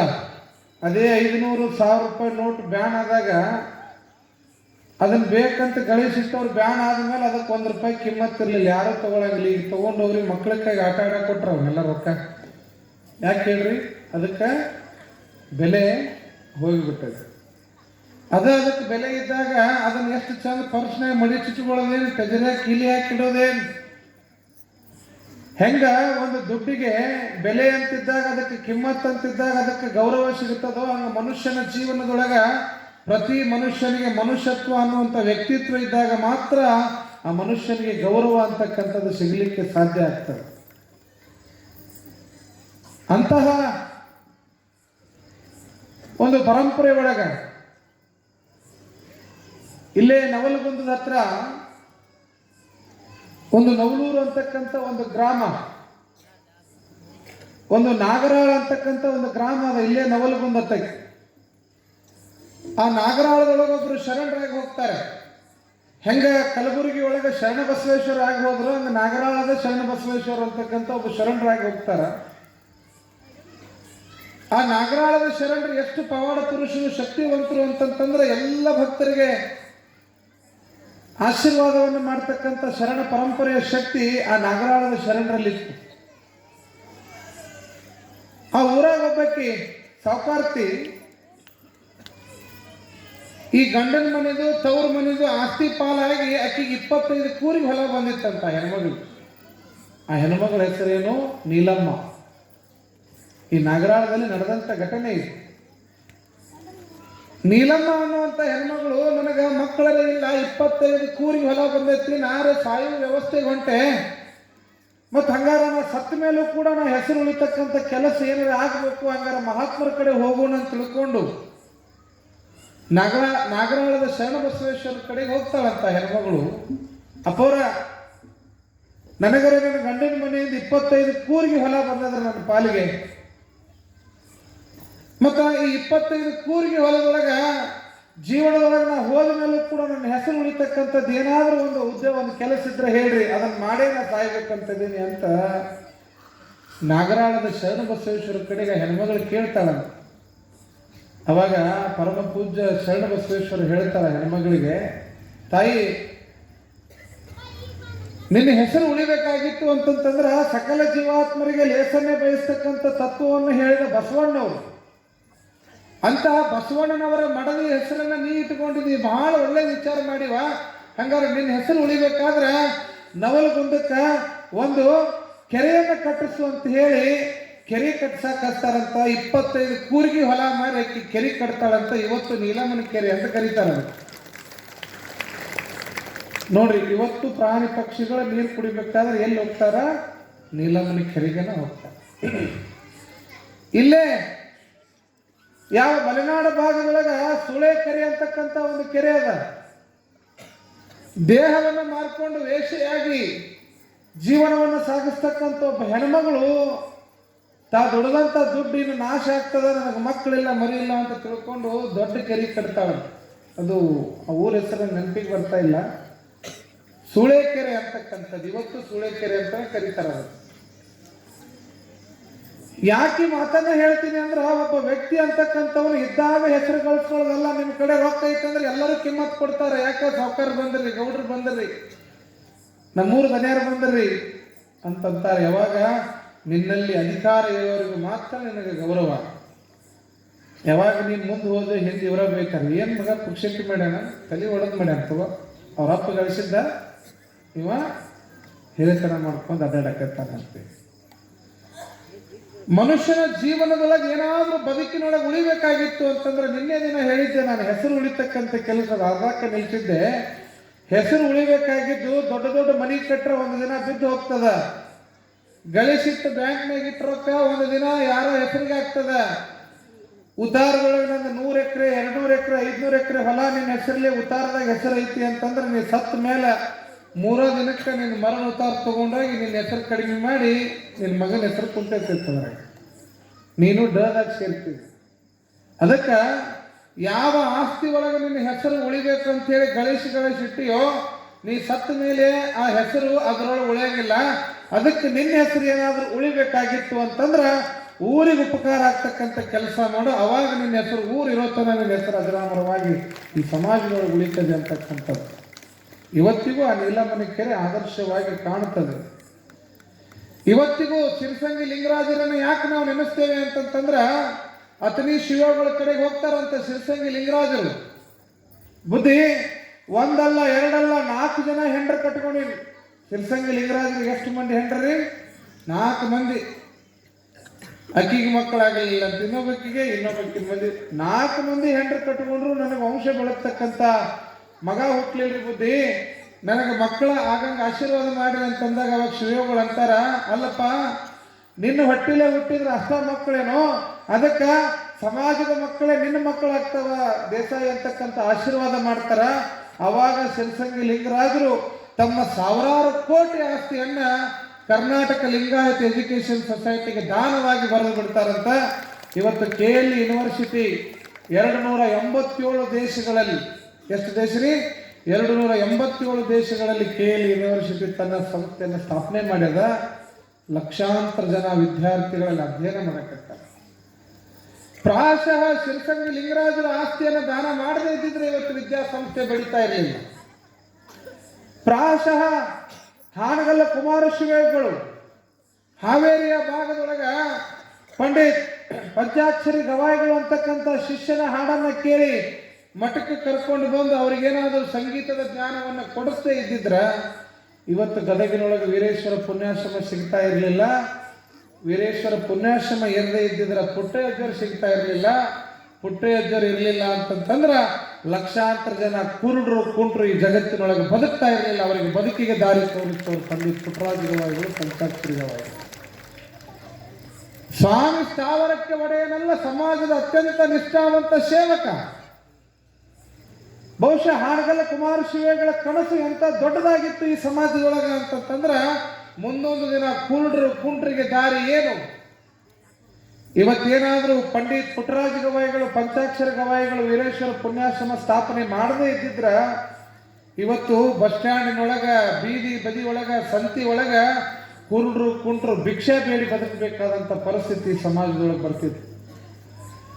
ಒಬ್ಬ ಸನ್ಯಾಸಿ, ಒಬ್ಬ ಸ್ವಾಮಿ, ಒಬ್ಬ ಗವಾಯಿ, ಒಬ್ಬ ಯೋಗಿ ಈ ಸಮಾಜದೊಳಗೆ ಏನು ಮಾಡಬಹುದು ಅಂತಕ್ಕಂಥದ್ದನ್ನ ಈ ಸಮಾಜಕ್ಕೆ ಎಚ್ಚರಗೊಳಿಸಿ ತೋರಿಸಿರ್ತಕ್ಕಂಥವ್ರು ಪಂಡಿತ್ ಪಂಚಾಕ್ಷರಿ ಗವಾಯಿಗಳು, ಪಂಡಿತ್ ಪುಟ್ಟರಾಜ ಗವಾಯಿಗಳು. ಅದಕ್ಕೆ ಅವರ ಜಾತ್ರೆ ಅದ್ದೂರಿಯಾಗಿ ನಡೆದಿದೆ ಅಂತಕ್ಕಂಥದ್ದು. ಇವತ್ತು ಸಂಗೀತಕ್ಕೆ ಒಂದು ಏನು ಹೊರಮನೆಯಲ್ಲಿ ಇರ್ತಕ್ಕಂಥ ಸಂಗೀತವನ್ನು ಗುರು ಮನೆಗೆ ತರುವಂಥ ಕೆಲಸವನ್ನು ಪರಮ ಪೂಜ್ಯರು ಮಾಡಿದರು. ಇವತ್ತು ಸಂಗೀತಕ್ಕೆ ಒಂದು ಗೌರವವನ್ನು ತಂದು ಕೊಟ್ಟರು. ಕುಂಡ್ರು ಕೂಡ ಬದುಕಲಿಕ್ಕೆ ದಾರಿಯನ್ನು ತೋರಿಸುವಂಥ ವ್ಯವಸ್ಥೆಯನ್ನ ಹಾನಗಲ್ ಕುಮಾರಶಿವಗಳು ಕನಸನ್ನು ಕಟ್ಟಿದರು. ಅಖಿಲ ಭಾರತ ವೀರಶೈವ ಮಹಾಸಭಾ ಸ್ಥಾಪನೆ ಮಾಡಿದರು. ಇವತ್ತು ಹಾನಗಲ್ನೊಳಗ ಪರಮ ಪೂಜ್ಯರು ಆ ಒಂದು ಮಠದೊಳಗ ಪ್ರತಿ ವರ್ಷ ಪುರಾಣ ಹಚ್ತಿದ್ರಂತ. ಪುರಾಣ ಹೇಳ್ತಕ್ಕಂಥ ಶಾಸ್ತ್ರಿಗಳ ಬುದ್ಧಿ ಮಠಕ್ಕೆ ಪುರಾಣ ಕೇಳಕ್ಕೆ ಯಾರೂ ಬಂದಿಲ್ಲ ಅಲ್ರಿಪ್ಪ ಅಂತಂದಾಗ ಅವಾಗ ಅಂತಿದ್ರಂತ ಅಪ್ಪಗಳು, ಅಲ್ರಿಪ್ಪ ಇಲ್ಲಿ 10 ಕಂಬಗಳದಾವು, ಯಾರು ಬರ್ಲಿಲ್ಲ ಅಂದ್ರೆ ಏನಾಗ್ತಾವ, ಕಂಬರೇ ಕೇಳ್ತಾವ, ನೀವು ಪುರಾಣ ಹೇಳ್ರಿ ಅಂತಂತಿದ್ರಂತ ಅವರು. ಬಹುಶಃ ಜೀವವಿಲ್ಲದಿರುವಂತ ವಸ್ತುಗಳಿಗೂ ಕೂಡ ಅವರುಗಳಿಗೆ ಗೌರವ ಕೊಡುವಂತ ಕೆಲಸವನ್ನು ಹಾನಗಲ್ ಕುಮಾರ ಶಿವಯೋಗಿಗಳು ಮಾಡ್ತಾರೆ. ಇದೇ ಬಾಗಲಕೋಟೆ ಜಿಲ್ಲೆಯಲ್ಲಿ ಇರ್ತಕ್ಕಂಥ ಶಿವಯೋಗ ಮಂದಿರ ಸ್ಥಾಪನೆ ಆಗಲಿಕ್ಕೆ ಇಳಕಲ್ಲಿನ ವಿಜಯ ಮಹಾಂತೇಶ್ವರ ಮಹಾಸ್ವಾಮಿಗಳು ಹಳ್ಳಿಗೆ ಏಕರಾತ್ರಿ ಪಟ್ಟಣಕ್ಕೆ ಪಂಚರಾತ್ರಿ ಅಂತೇಳಿ ಒಂದು ಕಡೆಗೆ ಇಳಕಲ್ಲದ ವಿಜಯ ಮಹಾಂತೇಶ್ವರರು, ಇನ್ನೊಂದು ಕಡೆಗೆ ಗಣಮಠದಾರರು, ಇನ್ನೊಂದು ಕಡೆಗೆ ಅಥಣಿ ಮುರುಘೇಂದ್ರ ಶಿವಯೋಗಿಗಳು ಬಸವ ತತ್ವ ಪ್ರಸಾರ ಮಾಡುವಂತ ಸಂದರ್ಭದೊಳಗ ಹಾನಗಲ್ ಕುಮಾರ ಶಿವಯೋಗಿಗಳು ಹೋಗ್ತಾರಂತ ಇಳಕಲ್ಲಿನ ವಿಜಯ ಮಹಾಂತೇಶ್ವರ ಅಪ್ಪಳ ಕಡೆಗೆ. ಅಪ್ಪೋರ ಹಿಂಗ ಜಂಗಮ ಸನ್ಯಾಸಿ ಗುರುಕುಲವನ್ನ ಸ್ಥಾಪನೆ ಮಾಡ್ಬೇಕಂತದೇನ್ರಪ್ಪ, ನನಗೊಂದ ಜಾಗವನ್ನ ತಾವು ಸೂಚಿಸ್ಬೇಕು ಅಂತಂದಾಗ ಮಠದೊಳಗ ಇಳಕಲ್ ಅಪ್ಪಗಳ ಮಠದೊಳಗ ಒಂದು ಆಕಳ ಸಾಕ್ತಿದ್ರು ಗುರುಗಳು, ಆಕಳ ಸಾಕ್ತಿದ್ರು. ಆ ಗೋಮಾತೆಗೆ ಹಾನಗಲ್ ಕುಮಾರ ಶಿವಗಳು ಹೇಳ್ತಾರೆ, ಈ ಗೋಮಾತೆ ಎಲ್ಲಿ ಹೋಗಿ ನಿಲ್ತಾಳೋ ಅಲ್ಲಿ ಶಿವಯೋಗಿ ಮಂದಿರ ಸ್ಥಾಪನಾ ಮಾಡ್ರಿ ಅಂದಾಗ ಇಳಕಲ್ಲಿನಿಂದ ಬಿಟ್ಟಂತ ಆ ಆಕಳು ಸೀದಾ ಬಂದು ಎಲ್ಲಿ ಕುಂಡಿರ್ತದಂತ ಶಿವಯೋಗ ಮಂದಿರ ಈಗ ಏನೈತಲ್ಲ ಮಲಪ್ರಭಾ ನದಿಯ ತಟದಲ್ಲಿರ್ತಕ್ಕಂಥ ಶಿವಯೋಗ ಮಂದಿರದೊಳಗೆ ಬಂದ ಆಕಳ ಅಲ್ಲಿ ಸಗಣಿ ಹಾಕಿ ಕುತ್ಕೋತೈತಂತ. ಅವತ್ತು ಹಾನಗಲ್ ಕುಮಾರ ಶಿವಯೋಗಿಗಳು ಸ್ಥಾಪನೆ ಮಾಡಿದ ಶಿವಯೋಗ ಮಂದಿರ ಇವತ್ತು ಲಕ್ಷಾಂತರ ಜನ ಸನ್ಯಾಸಿಗಳನ್ನು ಇಡೀ ಜಗತ್ತಿಗೆ ಕೊಡುವಂತ ಕೆಲಸ ಆ ಶಿವಯೋಗ ಮಂದಿರ ಮಾಡ್ತಾ ಇದೆ. ಬಹುಶಃ ಒಂದೊಂದು ಕೆಲಸ ಒಂದೊಂದು ಕಾರ್ಯಗಳು ಎಷ್ಟು ಬದಲಾವಣೆಯನ್ನು ತರ್ತಾವ ಅನ್ನೋದಕ್ಕೆ ನಿದರ್ಶನ ಹೇಳಕತ್ತೀನಿ. ಒಂದು ಕಡೆಗೆ ಭಗವಂತ ನಮಗೆ ಏನೋ ಒಂದು ಪರೀಕ್ಷೆನ ಮಾಡಕತ್ತಾನ, ಏನೋ ಒಂದು ನಮಗೆ ತೊಂದರೆಯನ್ನು ತಂದಾನ, ಏನೋ ಒಂದು ವ್ಯವಸ್ಥೆ ಬಂದದ ಅಂತಂದ್ರೆ ನಾವು ತಿಳ್ಕೊಳ್ಬೇಕು ಮುಂದೊಂದು ಏನೋ ಬದಲಾವಣೆ ಆಗುವಂತ ಕಾಲಘಟ್ಟ ಸಮೀಪಿಸಿದೆ ಅಂತಕ್ಕಂಥ ವಿಚಾರದೊಳಗೆ ಮನುಷ್ಯ ಇರಬೇಕು. ಅದರ ಮನುಷ್ಯ ಏನ್ ಮಾಡಕತ್ತಾನ್ರಿ, ದಾರಿ ತೋರಿಸ್ತಕ್ಕಂಥ ಗುರುಗಳಿಗೆ ಪರೀಕ್ಷೆ ಮಾಡಕ್ ಹೋಗ್ತಾನ. ಎಷ್ಟು ಪರೀಕ್ಷೆ ಮಾಡ್ತಾನ ಅಂತಂದ್ರ, ಈ ದೇವರಿಗೆ ಬಿಲ್ಪತ್ರಿ ಏರಿಸ್ತೀರಿ ನೀವು, ಬಿಲ್ಪತ್ರಿ ಎಷ್ಟು ದಳದಿರ್ತಾವ್ರೇವೋ ಬಿಲ್ಪತ್ರಿ ಏರಿಸಿದ್ರೆ ಇಲ್ಲ ಅಜ್ಜರ, ನಾವಂತರೂ ದೇವರಿಗೆ ಪತ್ರಿ ಏರಿಸಿವಿಲ್ಲ ಗೊತ್ತಿಲ್ಲ, ದಿನ ಗಂಡಗೆ ಎದ್ದು ಕೂಡಲೇ ಏರಿಸ್ತೀವ್ರಿ ಪತ್ರಿನ. ಏರಿಸ್ತೀರಿಲ್ಲ ಎಷ್ಟು ದಳ ಇರ್ತಾವವು? 3 ದಳ. ಹೆಂಗ ಒಂದು ಪತ್ರಿಯ ದಳದೊಳಗ 3 ದಳಗಳು ಇರ್ತಾವೋ ಹಂಗ ಈ ಸಮಾಜದಲ್ಲಿ 19ನೇ ಶತಮಾನದೊಳಗ ಹೆಂಗ 3 ಎಲೆಗಳ ಕೂಡಿದಾಗ ಒಂದು ಬಿಲ್ಪತ್ರಿ ಆಗ್ತೈತೋ ಹಂಗ 3 ಜನ ಕೂಡಿದ್ದಂಥವ್ರು ಯಾರು ಅಂದ್ರೆ ಒಂದು ಬೆಳ್ಳೂರು ಗುರುಬಸವ ಮಹಾಸ್ವಾಮಿಗಳು ಅಂತ ಆಗಿ ಹೋಗ್ತಾರೆ. ಬಿಜಾಪುರ ಭಾಗದೊಳಗ ಬೆಳ್ಳೂರಿನ ಗುರುಬಸವ ಮಹಾಸ್ವಾಮಿಗಳು, ಬಿದರಿ ಕುಮಾರ ಮಹಾಸ್ವಾಮಿಗಳು, ಅಥಣಿ ಮುರುಘೇಂದ್ರ ಶಿವಯೋಗಿಗಳು, ಇವ್ರು 3 ಜನ ಹೆಂಗ ಒಂದು ಪತ್ರಿ ಒಳಗೆ 3 ದಳ ಇರ್ತಾವೋ ಹಂಗ 3 ಜನ ತ್ರಿಮೂರ್ತಿಗಳು ಅಂತ ಕರೀತಿದ್ರು ಇವ್ರಿಗೆ 3 ಜನಕ್ಕೆ. ಇವ್ರು 3 ಜನ ಕುಂತ ಕೂಡ್ಯಾರ ಯೋಗಿಗಳು ಅಂತಂದ್ರೆ ತ್ರಿಮೂರ್ತಿಗಳ ದರ್ಶನ ಆಯ್ತು ಅಂತ ತಿಳ್ಕೊತಿತ್ತ ಸಮಾಜ. ಒಂದು ದಿನ ಬಿದಿರಿಯ ಕುಮಾರ ಮಹಾಸ್ವಾಮಿಗಳು ಬಸವ ಪುರಾಣವನ್ನ ಏರ್ಪಡಿಸ್ಯಾರ. 3 ತಿಂಗಳು ಬಸವ ಪುರಾಣ. ಆ ಬಿದಿರಿಯ ಕುಮಾರ ಮಹಾಸ್ವಾಮಿಗಳು 3 ತಿಂಗಳು ಬಸವ ಪುರಾಣ ಏರ್ಪಡಿಸಿರ್ತಕ್ಕಂಥ ಸಂದರ್ಭಕ್ಕೆ ಬೆಳ್ಳೂರು ಗುರುಬಸವ ಮಹಾಸ್ವಾಮಿಗಳು ಬಂದಾರ, ಅಥಣಿ ಮುರುಘೇಂದ್ರ ಶಿವಯೋಗಿಗಳು ಬಂದಾರ. 3 ಜನರ ಸಮ್ಮಿಲನ ಎಲ್ಲಾಗ್ಯದ ಬಿದಿರಿ ಒಳಗಾಗ್ಯದ. ಬಿದಿರಿ ಕುಮಾರ ಮಹಾಸ್ವಾಮಿಗಳು ಮತ್ತು ಬೆಳ್ಳೂರು ಗುರುಬಸವಗಳು ಅಥಣಿ ಮುರುಘೇಂದ್ರ ಶಿವಯೋಗಿಗಳು ಹೆಂಗಿದ್ರು ಅಂತಂದ್ರ ಸಾಕ್ಷಾತ್ ಶಿವನ ಸ್ವರೂಪ ಅಂತ ಸಮಾಜ ತಿಳ್ಕೊಂಡಿತ್ತು.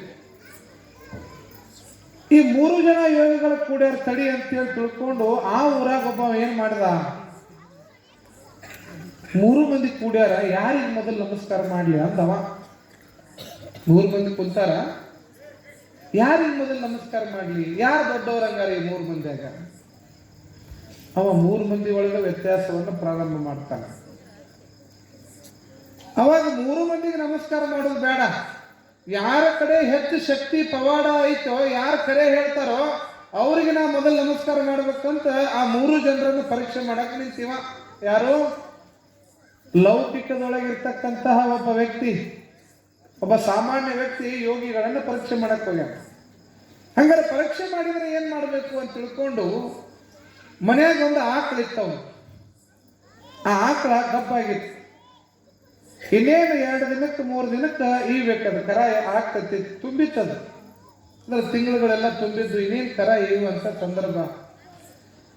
ಅವಾಗ ವ್ಯಕ್ತಿ ವಿಚಾರ ಮಾಡಿದ, ಹಂಗಾರ 3 ಮಂದಿ ಶಿವಯೋಗಿಗಳು ಅಂತಾರ, ತಪಸ್ವಿಗಳಂತಾರ, ಹಂಗಾರ 3 ಮಂದಿಗೆ ಹೋಗಿ ಕೇಳುನು ನಮ್ಮ ಮನ್ಯಾಗ ಆಕಳು ಯಾಕೆ ಬಂದೈತಿ ಅದು ಕರ ಹಾಕ್ತೈತೋ ಹೆಣಗರ ಹಾಕ್ತೈತೋ ಏನು ಹೋರಿ ಕರ ಹಾಕ್ತೈತೋ ಕೇಳೋಣ ಅಂತ ಹೋದಿವ. ಯಾರ ಕಡೆ ಹೋದ್ರಿ? ಯಾರ ಕಡೆ? ನಿನ್ನ ಕಡೆನಾ ನನ್ನ ಕಡೆನಾ? ಇಲ್ಲೇ ಅದಿರಿ ಇಲ್ಲವ ರೊಟ್ಟಿ ಅದಾವಿವ, ಚಿಂತೆ ಮಾಡಬೇಡ್ರಿ. ಅಲ್ಲಿ ಬಿಸಿ ಹುಗ್ಗಿ ನಡೆದೈತಿ. ಮತ್ತು ಅಟ್ಟ ಅಲ್ಲ ನಮ್ಮ ಬೆಳ್ಳಟ್ಟಿ ಭಕ್ತರು ನೋಡ್ರಿ, ಭಕ್ತರನ್ನವ್ರು ಹೆಂಗದಾರ ಅಂತಂದ್ರೆ ಪುರಾಣಕ್ಕೆ ಹೊಂಟೀವಿ, ಪ್ರವಚನಕ್ಕೆ ಹೊಂಟೀವಿ, ಖಾಲಿ ಕೈಲಿ ಹೋಗೋದು ಬೇಡ ಅಂಥೇಳಿ ಒಂದು ದಿನಕ್ಕೆ ಆಗುವಂಥ ದಾಸೋಹನ ಗಾಡ್ಯಾಗ ಹೊತ್ಕೊಂಡು ಬಂದಾರ ನಮ್ಮ ಬೆಳ್ಳಟ್ಟಿ ಭಕ್ತರು. ದಾಸೋಹಕ್ಕೆ ರೇಷನ್ ತಂದಾರ. ಎಷ್ಟು ಅದ್ಭುತವಾಗಿ ಶರಣ ಚರಿತಾಮೃತ, ಪುಟ್ಟಯ್ಯನ ಮೂರ್ತಿ ಪ್ರತಿಷ್ಠಾಪನಾ, ನೀರ್ಲಿಗೆ ಉತ್ಸವ ಎಂತೆಂಥವ್ರ ಮನಸ್ಸಿನಾಗ ಹೋಗ್ತೈತಿ ಅಂತಂದ್ರೆ ಇವತ್ತು ಊರಾಗ ಒಂದು 200-300 ಹೆಣ್ಮಕ್ಳೆಲ್ಲ 20-30 ಹಳ್ಳಿಗೆ ಹೋಗಿ ಬಂದ್ರವ. ನೀವೆಲ್ಲ ಕುಂಕುಮ ಉಳಿಸ್ಕೊಂಡು ಬಂದಿರೋ ಖಾಲಿ ಮಾಡಿರೋ ಗೊತ್ತಿಲ್ಲವ, ಆದ್ರೂ ಹೋಗಿ ಬಂದ್ರಿ. ಎಷ್ಟು ಹುಮ್ಮಸ್ಸು, ಎಷ್ಟು ಆನಂದ. ನಮ್ಮ ಚನಿವೀರಯ್ಯ, ನಮ್ಮ ಮಂಜಣ್ಣ ಹೇಳಕತ್ತಿದ್ರು, ಅಜ್ಜರ ಇನ್ನೂ ನಾವು ಎದ್ದಿಲ್ರಿ, ಆಗಲೇ 5 ಗಂಟೆಗೆ ಹೆಣ್ಮಕ್ಳು ಬಂದಾರ ನಮ್ಮನ್ನು ಬಿಟ್ಟು ಬರಬಾ ಅಂತೇಳಿ. ಬಹುಶಃ ನೀರಲಿಗೆ ತಾಯಂದಿರ ಉತ್ಸಾಹನೇ ನೀರಲಿಗೆ ಉತ್ಸವಕ್ಕೆ ದಾರಿಯಾಗಿದೆ ಅಂತಕ್ಕಂಥದ್ದನ್ನಲ್ಲಿ ಸ್ಮರಣೆ ಮಾಡಬೇಕಾಗ್ತದೆ. ನಿಮ್ಮ ಉತ್ಸಾಹ ನೀರಲಿಗೆಯ ಉತ್ಸವ ಆಗಿದೆ. ಎಷ್ಟು ಅದ್ಭುತವಾಗಿ ನೀವೆಲ್ಲ ಹೋಗಿ ಕುಂಕುಮ ಹಚ್ಚಿ 21 ಹಳ್ಳಿಗೂ ಹೇಳಿ ಬಂದಿರಲ್ಲವ. ಬಹುಶಃ ನಾನು ಕಂಡಂಗ ಕರ್ನಾಟಕದೊಳಗ ಬಹುಶಃ ಪತ್ರಿಕೆ ಕೊಟ್ಟಿರ್ಬೋದು, ಆಟೋದಾಗ ಪ್ರಚಾರ ಮಾಡಿರ್ಬೋದು, ಪೋಸ್ಟರ್ ಹಚ್ಚಿ ಬಂದಿರ್ಬೋದು, ಬ್ಯಾನರ್ ಕಟ್ಟಿ ಬಂದಿರ್ಬೋದು. ಆದ್ರೆ ಕರ್ನಾಟಕದ ಇತಿಹಾಸದೊಳಗೆ ನಾನು ಹೆಚ್ಚು ಕಮ್ಮಿ ಒಂದು 130-140 ಕಡೆ ಪ್ರವಚನ ಮಾಡೀನಿ 15 ವರ್ಷದಾಗ. ಹೆಚ್ಚು ಕಮ್ಮಿ 100-150 ಹಳ್ಳಿ ಪ್ರವಚನ ಮಾಡೀನಿ. ಎಲ್ಲ ಕಡೆ ಜಾತ್ರೆ ಕಾರ್ಯಕ್ರಮ ಪಟ್ಟಾಧಿಕಾರಿಗಳಿಗೆ ಹೋಗಿನಿ. ಅವ್ರವ್ರ ಊರಾಗ ಕುಂಕುಮ ಹಚ್ಚಿ ಹೇಳಿ ಜಾತ್ರೆ ಕರೆದದ್ ನೋಡೀನಿ. ಆದ್ರೆ 21 ಹಳ್ಳಿಗೆ ಹೋಗಿ ಕುಂಕುಮ ಹಚ್ಚಿ ಕರೆದಂಥ ಗ್ರಾಮದವ್ರು ಯಾರು ಇದ್ರ ಅದು ನೀರಲಿಗೆ ತಾಯನ. ಬಹುಶಃ ನಿಮ್ಮ ಮನ್ಯಾಗ ನಿಮ್ಮ ಮಕ್ಕಳ ಮದುವೆಗರೆ ಹೋಗಿ ಕರೆದಿರಲಿಲ್ಲ ಗೊತ್ತಿಲ್ಲವ. ಏನು ಕುಂಕುಮ ಏನು ತಯಾರಾಗಿ ಹೋಗಿ ನಮ್ಮೂರಿಗೆ ಬರ್ರಿ, ಉಡಿ ತುಂಬ್ಕೊಳಕ್ಕೆ ಬರ್ರಿ. ಇದು ಭಕ್ತಿಯ ತಾಕತ್ತಿದು, ತಾಕತ್ತು. ನಿಮ್ಮ ಇಡೀ ಊರ ಬರ್ರಿ, ನಿಮ್ಮ ಇಡೀ ಊರನ ಭಕ್ತರೆಲ್ಲ ಬರ್ರಿ, ನಿಮಗೆ ಉಡಿ ತುಂಬಿ ನಿಮಗೆ ಪ್ರಸಾದ ಮಾಡಿ ಕಳಿಸ್ತೀವಿ ಅನ್ನುವಂಥ ಧೈರ್ಯದ ಮಾತು ಹೇಳಿ ಕುಂಕುಮ ಹಚ್ಚಿ ಬರೋ ಧೈರ್ಯ ಐತಲ್ಲ, ಅದು ನೀರಲಿಗೆ ತಾಯಂದ್ರಿಗೆ ಆ ತಾಕತ್ತು ಬಂದುಬಿಟ್ಟೈತೆ ನೋಡ್ರಿ. ಇವತ್ತು ಆ ತಾಕತ್ತು ಬಂದ ಇನ್ನು ಯಾರೂ ತಡೆಯೋಕ್ಕಾಗಂಗಿಲ್ಲ. ನಿಮಗೆ ಅಂಟು ಬಿಟ್ಟದ ಪ್ರವಾಹ ಹೆಂಗೆ ಎಕ್ಕಡೆ ಬೀಸ್ತೀರ ಅಜ್ಜಾರ. ಮತ್ತೆ ನಾಳೆ ಯಾವ್ರಿಗೆ ಹೋಗೋದು ಹೇಳ್ರಿ ಅನ್ನಕತ್ತಾರೆ. ಮತ್ತೆ ನನಗೆ ಇನ್ನೇನು ಹೋಗ್ಬೇಡ್ರವ, ತಣ್ಣಗೆ ರೊಟ್ಟಿ ಬಿಡಿರಿ, ತಣ್ಣಗೆ ಸಾರು ಹಾಕ್ಕೊಂಡು ಬುಂದೆ ಹೊಡ್ಕೊಂಡು ಆರಾಮ್ ಜಾತ್ರೆ ಮಾಡ್ರಿ ಅಂತ ಹೇಳಬೇಕಾದಂಥ ಪರಿಸ್ಥಿತಿ ಬಂದದ. ಎಲ್ಲಿ ನಿಲ್ಸಿದ್ದೇವ ನಾನು? ಆಕಳ ಎಲ್ಲ ಇಲ್ಲೇ ಅದಿರಿ, ಹೆಚ್ಚಿದ್ರಿ. ನಾ ಎಲ್ಲಿ ಹೋಗಿರಿ ಅಂತ ಮಾಡಿದ್ದೆ ನಾನು, ಕುಂಕುಮ ಹಚ್ಚಕ್ಕೆ ಹಳ್ಳಿಗೆ. ಆಕಳ ಹೆಣ್ಗರ ಐತೈತೋ ಏನು ಹೋರಿಕರ ಐತೈತೋ ನೋಡಿ. ಇವನ್ ಮನಸ್ಸಿನಾಗ ಎಂತ ಕೆಟ್ಟ ಬುದ್ಧಿ ಬಂದೈತಿ ಇವನು. ಅವಾಗ ಹಂಗಾರೆ ಮೊದಲು ಯಾರ ಕಡೆ ಹೋಗೋದು? ಅತನಿ ಶಿವಗಳ ಕಡೆನ ಹೋಗೋದು ಕಡೆ ಅಂತ ಮುರುಗೇಂದ್ರ ಶಿವಗಳ ಕಡೆ ಹೋದ. ಶಿವಗಳದ ಪೂಜೆ ಮುಗಿಸಿ ಬಂದು ಹೊರಗೆ ಕುಂತಿದ್ರು. ಅಪ್ಪವ್ರ ನಾ ಈ ಊರು ಶಿಷ್ಯಾರಿ, ಈ ಮಠದ ಶಿಷ್ಯಾರಿ, ನಾ ಹಿಂಗೆ ದುಡಿತೀನಿ ಆಗ್ಲಿಪ್ಪ ಒಳ್ಳೇದಾಗಿ. ಅಪ್ಪವ್ರ ನಾವೊಂದು ಕೇಳಬೇಕಂತದೀನ್ರಿ. ಏನು ಕೇಳಪ್ಪ? ಏನಿಲ್ರಪ್ಪ, ಮತ್ತು ನಮ್ಮ ಮನ್ಯಾಗ ಆಕಳು ಹೆಂಗಾಗೈತಿ, ಮತ್ತು ಅದು ಹೋರಿಕರ ಐತಿತ್ತು ಏನು ಆಕಳ ಐತಿತ್ತು ಹೇಳ್ರಿ, ಆಕಳ ಕರ ಐತಿತ್ತು ಹೇಳ್ರಿ ಅಂದಾಗ ಅವಾಗ ಶಿವಗಳಂತಾರ, ತಮ್ಮ ಎಲ್ಲರಿಗೂ ದಾರಿ ತೋರಿಸೋ ಬಸವಪ್ಪ ಅದಾನಪ್ಪ, ಬಸವಣ್ಣನ ಬರ್ತಾನ ತಗೋ ನೀನು ಆಕಳ ಹೊಟ್ಯಾಗ ಅಂತೇಳಿ ಆಶೀರ್ವಾದ ಮಾಡಿ ಕಳಿಸಿದ್ರು ಶಿವಗಳು. ಒಂದು ಕ್ಲಿಯರ್ ಆಯ್ತು, ಏನು ಶಿವಗಳು ಬಸವ ನೋಡ್ತಾನ ಅಂತೇಳಿ. ಹಂಗಾರ ಇನ್ನೊಬ್ರ ಕಡೆ ಹೋಗೋಣ ತಡಿ ಅಂತ ಬಿಳ್ಳೂರು ಗುರುಬಸವ ಕುಂತಿದ್ರು. ಅದ ಕ್ಷಣಕ್ಕೆ ಬಂದ್ರು ಅವರು. ಅವ್ರ ಕಡೆ ಹೋಗಿ ನಮಸ್ಕಾರ ಮಾಡಿ ಮತ್ತೆ ಅವ್ರನ್ನ ಕೇಳಿದ, ಅಪ್ಪವ್ರ ನಾ ಇಂಥವ್ರಿ, ನಾ ಹಿಂಗ ಈ ಊರವ, ಮತ್ತೆ ನನಗೆ ಮನ್ಯಾಗ ಒಂದು ಆಕಳ ಹೆಂಗಾಗೈತಿ, ಅದಕ್ಕೆ ಅದು ಹೋರಿಕರ ಐತೈತಿ ಆಕಳ ಕರ ಐತೈತಿ ಹೇಳ್ರಿ ಅಂದ. ಅವಾಗ ಅವರೆಲ್ಲ ತಪಸ್ಸುಗಳು ನೋಡ್ರಿ ಪರೀಕ್ಷೆ ಮಾಡಕ್ಕೆ ಬಂದಾನ ಅನ್ನುವಂಥದ್ದು ಅವರಿಗೆ ಗೊತ್ತಾಗಿಬಿಟ್ಟಿತ್ತು. ಅವಾಗ ಗುರುಬಸವಿಗಳಂತಾರ, ಅವರು ಸ್ವಲ್ಪ ಹೆಣ್ಣುಗಳನ್ನವರು, ದೇಹ ಮಾತ್ರ ಬಹಳ ಬಲಾಢ್ಯ. ಅವ್ರ ಫೋಟೋ ನೋಡಿದ್ರಿ ಅಂದ್ರೆ ಅವ್ರ ಕೋಟು, ಅವ್ರ ಪೇಟ, ಅವ್ರ ದೋತ್ರ ನೋಡಿಬಿಟ್ರೆ ಯಾವ ದೇಶಗತಿ ಮಂತಂದಾಗ ದೇಶಗತಿ ಮಾಡೋ ದೇಸಾರಿಗಿಂತಲೂ ಕಡಿಮೆ ಇಲ್ಲ. ಹಂಗೆ ಬೆಳ್ಳೂರು ಬರ್ಬೋದು ಸೊಳ ಗತ್ತ ಬಹಳ ದೃಢ ದೇಹ ಅವ್ರದ್ದು, ಎತ್ತರ ಆಳ. ಅವ್ರ ಕಡೆ ಹೋಗಿ ಕೇಳಿದ ಅವ್ರ ಮಾಡ್ಕೊಂತ ಸ್ವಲ್ಪ ಹೆಣ್ಣುಗಳವರು ಅವ್ರಂದ್ರು, ನಿನ್ನ ಆಕಳ ಏಕಾಗೈತಲ್ಪ, ಲಕ್ಷ್ಮಿ ಉಡ್ತಾಳೆ ಹೋಗು, ಹೊಟ್ಟೆಗೆ ಹೆಣ್ಣು ಕರ ಬಿಡ್ತೈತೆ ಅಂತ ಅವ್ರು ಅಂದ್ರು. ಇವ್ನ ತಲೆಯಾಗ ಕುರಿಯಾಕ ಶಿವಗಳು ನೋಡ್ರ ಬಸವನ್ ಉಡ್ತಾನ ಹಂಗಾರ, ಗುರುಬ ಶಿವಗಳು ನೋಡ್ರ ಹೆಣ್ಗಾರ ಉಡ್ತೈತೆ ಅಂದ್ರೆ ಹಂಗಾರೆ ನಮ್ಮ ಊರು ಸಾವಳಿ ಏನು ಹೇಳ್ತಾರೆ ನೋಡು ಅಂತೇಳಿ ಅಂದ್ವ. ಈ ಸ್ವಾಮಿಗಳು ಪರೀಕ್ಷೆ ಮಾಡಿದ್ರೆ ಭಾಳ ಮಾಡಿದ್ದಾರೆ ಅವರು. ಸ್ವಾಮಿ ಎಲ್ಲಿ ಹೋಗ್ತಾನ, ಏನು ಮಾಡ್ತಾನ, ಏನು ಕೇಳ್ತಾನ. ಸ್ವಾಮಿಗಳ ಕಡೆಗೆ ಭಾಳ ಒಂದಿಷ್ಟು ಮ್ಯಾಲ ಇರ್ತಾವ ಊರಾಗ. ಇಬ್ರು ಒಂದೊಂದು ಹೇಳಿದ್ರೆ ಹಂಗಾರೆ ನಮ್ಮ ಸ್ವಾಮಿಗಳು ಏನು ಹೇಳ್ತಾರ, ಹಂಗಾರೆ ಯಾರದ್ದು ತಾಕತ್ತು ಹೆಚ್ಚಿಗೆ ಐತಿ ನೋಡು, ಯಾರು ಸರಿ ಆಗ್ತೈತಿ ಅಂತ ಗುರುವಿನ ಯೋಗಕ್ಕೆ ಗುರುವಿನನ್ನ ಪರೀಕ್ಷೆ ಮಾಡಕ್ ಹೋಗ್ಯಾನ. ಅವಾಗ ಕುಮಾರ ಶಿವಗಳ ಕಡೆ ಹೋಗಿ ಇದ್ದ ವಿಷಯ ಹೇಳ್ದ. ಅಪ್ಪವ್ರ ಅಲ್ರಿ, ಮತ್ತು ಅವ್ರ ಮಹಾ ತಪಸ್ವಿಗಳಂತೀರಿ, ಶಿವಗಳು ನೋಡಿದ್ರೆ ಬಸವ ನೋಡ್ತಾನಂತಾರ, ಮತ್ತು ಬೆಳ್ಳೂರು ಗುರುಬಸವ ನೋಡ್ರ ಕರ ಹೊಡ್ತೈತೆ ಅಂತೀರಿ, ಮತ್ತು ಹೆಂಗ್ರಿಪ್ಪ ಆನಾಗ ಹುಚ್ಚ ಶಿವಗಳು ಪರೀಕ್ಷೆ ಮಾಡ್ತೇನಲ್ಲೇ, ಶಿವಗಳು ಹೇಳಿದ್ದ ಇಬ್ರು ಹೇಳಿದ್ದ ಹೊಡ್ತೈತೆ ಹೋಗಂತಂದು ಬಿಡ್ತಾರ ಬಿದ್ರಿ ಕುಮಾರಸ್ವಾಮಿ. ಇಬ್ರು ಹೇಳಿದ್ ಹೊಡ್ತೈತೆ ಅಂತಾರಲ್ಲ ಇವರು ನಮ್ಮ ಸ್ವಾಮಿಗಳು. ಇವು ತಲಿ ಯಾವಾಗ ಕರ ಹೊರಗೆ ಬರ್ತೈತಿ ಅಂತ ಕಾಯ್ಕೊತ್ ಕೂತಿದ್ದೀವ. ಯಾರ ಕರೆ ಆಗ್ತೈತಿ ಇವ 3 ದಿನ ನಿದ್ದೆ ಮಾಡ್ಲಿಲ್ಲ ಇವ ಕರ ಈ ಮಠ ಬರೀ ಆಕಳ ಕಡೆ ಹೋಗ್ಕೊಂಡ್ರ ಕೆಚ್ಚಲಕ್ ಯಾವಾಗ ಇರ್ತೈತಿ ಯಾವಾಗ ಅಂದ್ರ ಗುರುವಿನನ್ನ ಪರೀಕ್ಷೆ ಮಾಡಕ್ ಹೋಗ್ಯಾನಲ್ಲ, ಇವಾಗ ನಿದ್ದೆ ಹತ್ತಿಲ್ಲ, ಊಟ ಹೋಗಿಲ್ಲ, 3 ದಿನ ಆ ಕರ ಯಾವಾಗ ಐತೈತಿ ಅಂತ ಹೇಳಿ ಬೆಳತನ ಹಿಂಗ್ ತುಗುಡ್ಸೋದು ಮತ್ತೆ ಕಣ್ ತೆಗಿ ಯಾವಾಗ ಹೊರಗೆ ಬರ್ತೈತಿ, ಯಾವ್ದು ಮೊದಲು ಬರ್ತೈತಿ. ಹಿಂಗೆ 3 ದಿನ ನಿದ್ದೆಗೆಟ್ಟು ಕುಂತ 4ನೇ ದಿನಕ್ಕೆ ಆಕಳ ಏನ್ ಮಾಡ್ತ್ರಿ, 2 ಕಾಲು ಹೊರಗೆ ಬಂದು, ಆಕಳ ಇದರಿಂದ 2 ಕಾಲು ಹೊರಗೆ ಬಂದು ಹಿಂಗ ಕಾಲು ಜಕ್ಕೊಂಡು ಅದನ್ನು ಬಿಡಿಸ್ಕೊಂಡ ಹೊರಗೆ ಬಂದಿದ್ದ ಮೊದಲನೇ ಕರ ಬಸವಣ್ಣನ ಹುಟ್ಟಿದ್ದ. ಹೋರಿಕರನ ಬಂದು ಹೊರಗೆ, ಹೋರಿಕರ ಬರೋಣ ಅವಾಗ ಅಂದವ, ನಮ್ಮ ಅಪ್ಪಗಳು ಸುಳ್ಳ, ಗುರುಬಸವಳು ಸುಳ್ಳ, ಅತನಿ ಶಿವಗಳು ಕರೆ, ಅವ್ರಿಗೂ ಕಾಲುಗಳನ್ನು ತೊಡಿ ಅಂತ ಬಡ ಜಳಕ ಮಾಡಿ ಇನ್ನೇನು ಹೋಗ್ಬೇಕಂದ ಮತ್ತು 2 ಕಾಲು ಹೊರಗೆ ಬಂದಿದ್ದು ಮತ್ತೆ ಆಕಳ ಕಟ್ಟಿಲ್ಲ. ಒಂದು ಇಳಿಸ್ಕೊಂಡು ಇನ್ನೊಂದು ಐದು ತಡಿ ಇದು ಅವಳಿಗೆ ಅಂತ ಮತ್ತೆ ಅದನ್ನ ಇಳಿಸ್ಕೊಳಕ್ ಹೋದ. ಅದು ನೋಡಿದ್ರೆ ಆಕಳ ಕರ ಆಗಿತ್ತು. ಅದು ಆಕಳ ಮೊದಲು ಹೋರಿಕರ ಬಂತು, ಆಮೇಲೆ ಆಕಳ ಕರ ಬಂತು. ಅವಾಗಂದ ಗುರುಬಸವ ಕರೆ ಆತಲ್ಲ. ಆಮೇಲೆ ಬಿದ್ರಿ ಕುಮಾರಸ್ವಾಮಿ ಏನಂದಿದ್ರು, ಅವ್ರು ಹೇಳಿದಾಗ್ತತ್ ಹೋಗಲಿ ಅಂತೇಳಿ. ಆದ್ರೆ ಒಂದು ಗೊತ್ತಿರ್ಲಿ, ಬಸವಣ್ಣನೂ ಹುಟ್ಟಿದ್ದ, ಲಕ್ಷ್ಮಿನೂ ಮಹಾಲಕ್ಷ್ಮಿನೂ ಹುಟ್ಟಿದ್ಲು, 3 ಮಂದಿ ಮಾತು ಕರೆ ಆಗಿತ್ತು. ಆದ್ರೆ ಇವ ಗುರುವಿನನ್ನ ಪರೀಕ್ಷೆ ಮಾಡಕ್ ಹೋಗಿದ್ದ. ಆದ್ರೆ ಹುಟ್ಟಿದ ಕರ ಕರೆ, ಆದ್ರೆ ಅವು ಜೀವಂತ ಇರಲಿಲ್ಲ, ಪ್ರಾಣ ಬಿಟ್ಟಿದ್ದು.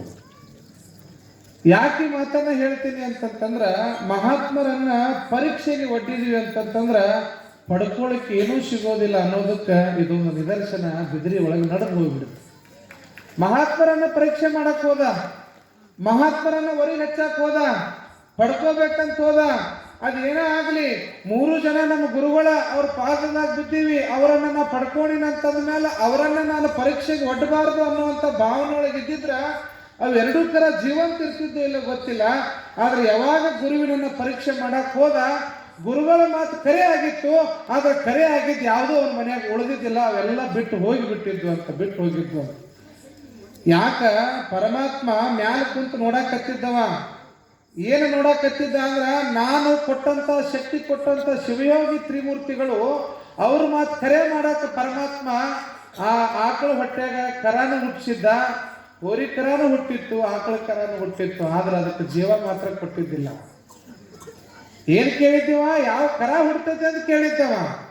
ಆದ್ರೆ ಕರ ಉಳಿತೈತೆ ನನ್ನ ಜೊತೆ ಬಾಳೆ ಮಾಡ್ತೈತೆ ಅಂತ ಕೇಳಿದ್ದಿಲ್ಲವ. ಗುರುಗಳ ಮಾತು ಕರೆಯಾಗಿತ್ತು, ಅದನ್ನು ಪರಮಾತ್ಮ ಅದನ್ನು ನಡೆಸಿಕೊಟ್ಟಿದ್ದ. ಆದ್ರೆ ಅವು ಅವನಿಗೆ ಉಪಯೋಗಕ್ಕೆ ಮುಟ್ಲಿಲ್ಲ ಅನ್ನುವಂಥದ್ದು. ಹೀಗಾಗಿ ಯೋಗಿಗಳನ್ನ, ಮಹಾತ್ಮರನ್ನ, ಸತ್ಪುರುಷರನ್ನ, ಅವರ ವಾಕ್ಯವನ್ನ ಯಾವತ್ತಿಗೂ ಕೂಡ ಅದನ್ನ ನಾವು ಕೆಳಮಟ್ಟದಲ್ಲಿ ವಿಚಾರ ಮಾಡಬಾರ್ದು. ಒಬ್ಬ ಯೋಗಿ, ಒಬ್ಬ ಮಹಾತ್ಮ ಯಾವ ಸಂದರ್ಭದೊಳಗೆ ಏನು ನುಡಿದಾನೋ ಅದು ಕರೆ ಆಗುವಂತ ಸಂದರ್ಭ ಪ್ರಕೃತಿಯು ಕೂಡ ಅದಕ್ಕೆ ಸರಿಯಾಗಿ ಬದಲಾವಣೆಯಾಗಿ ಕೆಲಸ ಮಾಡಿಸ್ತದಂತ ಆ ತಾಕತ್ತು ಗುರುವಿನೊಳಗಿರ್ತದ, ಮಹಾತ್ಮರೊಳಗಿರ್ತದ, ಯೋಗಿಗಳಲ್ಲಿರ್ತದ. ಹೀಗಾಗಿ ಗುರುವಿನ ಶಕ್ತಿ, ಮಹಾತ್ಮರ ಶಕ್ತಿ, ಯೋಗಿಗಳ ಶಕ್ತಿ ಸಾಮಾನ್ಯ ಅಲ್ಲ. ಒಮ್ಮೆ ಪುಟ್ಟರಾಜ ಗವಾಯಿಗಳು ಕುಂತಿರ್ತಾರಂತ, ಆಗ ಬಹಳ ಬರಗಾಲ. ಎಷ್ಟು ಬರಗಾಲ ಅಂತಂತಂದ್ರ ನೀರಿಗೂ ಕೂಡ ಪರಿತಪಿಸ್ತಕ್ಕಂತಹ ಪರಿಸ್ಥಿತಿ ಬಂದದ. ವಾತಾವರಣ ನೋಡಿದ್ರೆ ನೂರಾರು ಜನ ಅಂಧ ಮಕ್ಕಳನ್ನು ಕಟ್ಟಿಕೊಂಡು ಪುಟ್ಟಯ್ಯಜ್ಜರ ಹಳ್ಳಿ ಹಳ್ಳಿಗೆ ಭಿಕ್ಷೆ ಬಿಡ್ಕೊಂಡು ಕೊಟ್ಟಾರ. ಅಲ್ಲೆಲ್ಲೇ ಕಚೇರಿ ಮಾಡೋದು, ಅಲ್ಲೆಲ್ಲೇ ನಾಟಕವನ್ನು ಮಾಡಿಸೋದು, ಅಲ್ಲೆಲ್ಲೇ ಸಂಗೀತ ಕಚೇರಿಗಳನ್ನು ಮಾಡಿ ಬಂದಂತ ಭಿಕ್ಷೆಯಿಂದ ತಮ್ಮ ಮಕ್ಕಳಿಗೆ ಅಂತಿದ್ರಂತ ಪುಟ್ಟಯ್ಯಜ್ಜರು. ಅವರು ಅಂಧ ಮಕ್ಕಳಲ್ಲಪ್ಪ, ಅವರು ಪುಟ್ಟಯ್ಯನ ಮಕ್ಕಳದಾರ, ಅವರು ಪುಟ್ಟಯ್ಯನ ಮಕ್ಕಳು, ಅವ್ರು ನನ್ನ ಮಕ್ಕಳದಾರ ಅಂತ ಅಪ್ಕೋತಿದ್ರಂತ. ನೋಡ್ರಿ, ಮಂದಿ ಮಕ್ಕಳನ್ನೆಲ್ಲ ತಮ್ಮ ಮಕ್ಕಳು ಅಂತ ಅಪ್ಕೊಳ್ತಕ್ಕಂತಹ ಮನೋಭಾವ ಪುಟ್ಟಯ್ಯಜ್ಜನವರಲ್ಲಿ. ಪುಟ್ಟಯ್ಯಜ್ಜವ್ರ ಲಿಂಗ ಪೂಜೆ ಆಗಿ ಅವರು ಪ್ರಸಾದ ಮಾಡೋಕ್ಕಿಂತ ಮೊದಲ ಮಠದಲ್ಲಿರ್ತಕ್ಕಂಥ ಮಕ್ಕಳು ಊಟ ಮಾಡಿರಲಿಲ್ಲ, ನೋಡಿ ಬಂದು ಆಮೇಲೆ ಅವರು ಪ್ರಸಾದ ಮಾಡ್ತಿದ್ರಂತ. ಇದು ನಿಜವಾದ ಗುರುವಿನ ಕರ್ತವ್ಯ ಅಂತಕ್ಕಂಥದ್ದು. ಯಾವಾಗ ಶಿಷ್ಯರು ಇವತ್ತು ಎಷ್ಟೋ ಕಡೆಗೆ ನಾವು ನೋಡ್ತೀವಲ್ಲ, ಗುರುಗಳು ಶಿಷ್ಯರನ್ನ ಯಾವ ರೀತಿಯಾಗಿ ನಡೆಸ್ಕೊಳ್ಬೇಕು ಅಂತಂತಂದ್ರೆ, ಶಿಷ್ಯ ಮೊದಲು ಊಟ ಮಾಡ್ಯಾನಿಲ್ಲೋ, ಅವ ಚೆನ್ನಾಗದಾನಿಲ್ಲೋ ನೋಡಿ ಗುರುಗಳು ಊಟ ಮಾಡುವಂತ ವ್ಯವಸ್ಥೆ ಪುಟ್ಟಯ್ಯಜ್ಜನವರು ಹಾಕಿ ಕೊಡ್ತಾರೆ ಈ ಸಮಾಜಕ್ಕೆ. ನಮಗೆಲ್ಲ ಬರ್ತದಪ್ಪ, ಭಕ್ತರು ಚಲೋ ಚಲೋ ತಂದು ಕೆನಿನ ನೀಡ್ತಾರ, ಮೊಸರ ನೀಡ್ತಾರ, ಹೋಳಿಗೆನ ನೀಡ್ತಾರ, ಹಾಲು ತುಪ್ಪನ ನೀಡ್ತಾರ. ಆದ್ರ ನನ್ನ ಬಂದ ಮಕ್ಕಳಿಗೆ ಬರೀ ಅನ್ನ ಸಾರು ಸಿಗೋದು ಬೇಡಪ್ಪ, ನಾ ಏನು ಉಣ್ತೀನಿ ಅದನ್ನ ನನ್ನ ಮಕ್ಕಳಿಗೆ ಉಣಿಸೋದಾದ್ರೆ ಮಾತ್ರ ನಾನು ನಿಮ್ಮ ಮನೆಗೆ ಭಿನ್ನಕ್ಕೆ ಬರ್ತೀನಿ ಅಂತಿದ್ರಂತ ಪುಟ್ಟಯ್ಯಜ್ಜರು. ನಿಮ್ಮ ಮನೆಗೆ ಭಿನ್ನಕ್ಕೆ ಬರ್ತೀನಿ ಅಂತಿದ್ರ.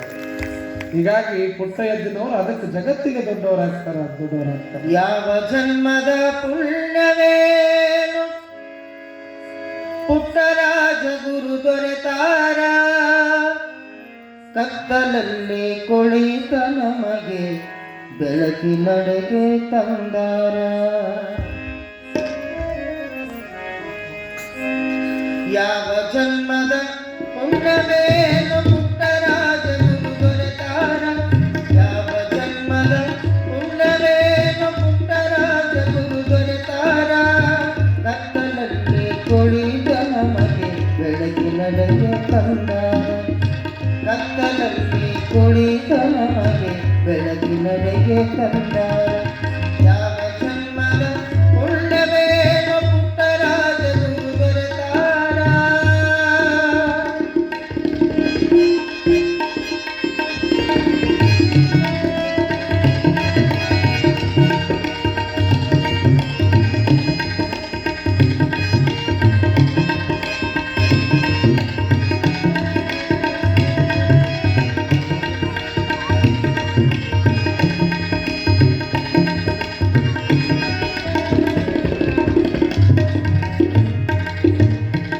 ಕಣ್ಣು ಕಾಣದ ಕುರುಡರಾದ ತಂದೆ ತಾಯಿಗೆ ಬೇಡವಾದ, ಕಣ್ಣು ಕಾಣದ ಕುರುಡರಾದ ತಂದೆ ತಾಯಿಗೆ ಬೇಡವಾದ, ಭವಗೆ ಭಾರವಾದ ನಮ್ಮ ಬದುಕು ಸುಂದರ ಮಾಡ್ಯಾರ, ಭವಗೆ ಭಾರವಾದ ನಮ್ಮ ಬದುಕು ಸುಂದರ ಮಾಡ್ಯಾರ, ಕತ್ತಲಲ್ಲಿ ಕುಳಿತ ನಮಗೆ ಬೆಳಕಿನಡೆಗೆ ತಂದಾರ, ಕತ್ತಲಲ್ಲಿ ಕುಳಿತ ನಮಗೆ ಬೆಳಕಿನಡೆಗೆ ತಂದಾರ. ಯಾವ ಜನ್ಮದ ಪುಣ್ಯವೇನು ಪುಟ್ಟರಾಜ ಗುರು ದೊರೆತಾರ.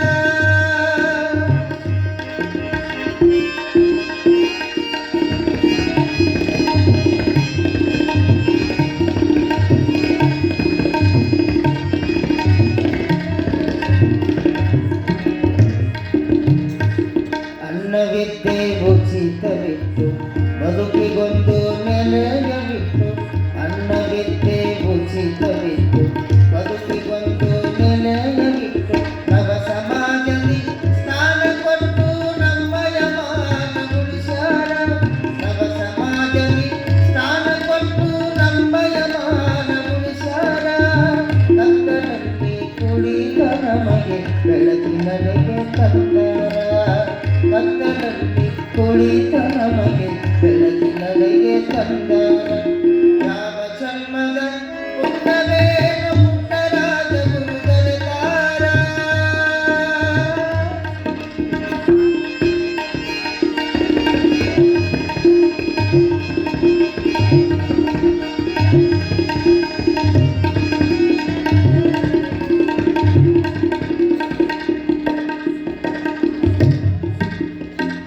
ತಮ್ಮ ದೇಹದ ದನಿಗೂ ಮರೆತು ನಮ್ಮ ಕಣ್ಣೀರವ ವಹಿಸಾರ ತಮ್ಮ ದೇಹದ ದನಿಗೂ ಮರೆತು ನಮ್ಮ ಕಣ್ಣೀರವ ವಹಿಸಾರ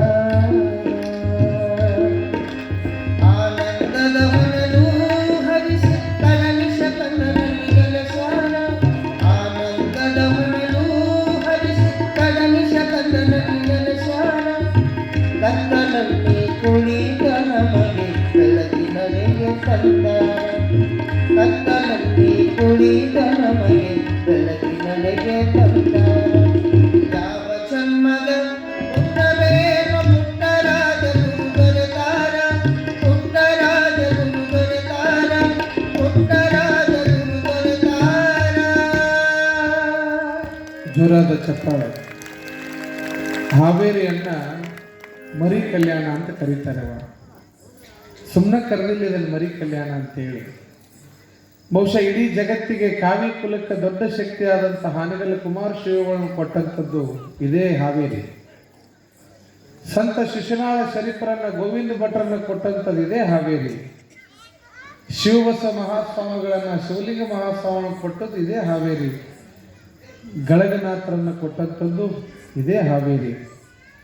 ಪಂಡಿತ್ ಪಂಚಾಕ್ಷರಿ ಗವಾಯಿಗಳನ್ನು ಕೊಟ್ಟದ್ದು ಇದೇ ಹಾವೇರಿ. ಕನಕದಾಸರನ್ನು ಕೊಟ್ಟದ್ದು ಇದೇ ಹಾವೇರಿ. ಪಂಡಿತ್ ಪುಟ್ಟರಾಜ ಗವಾಯಿಗಳನ್ನು ಕೊಟ್ಟದ್ದು ಇದೇ ಹಾವೇರಿನೇ.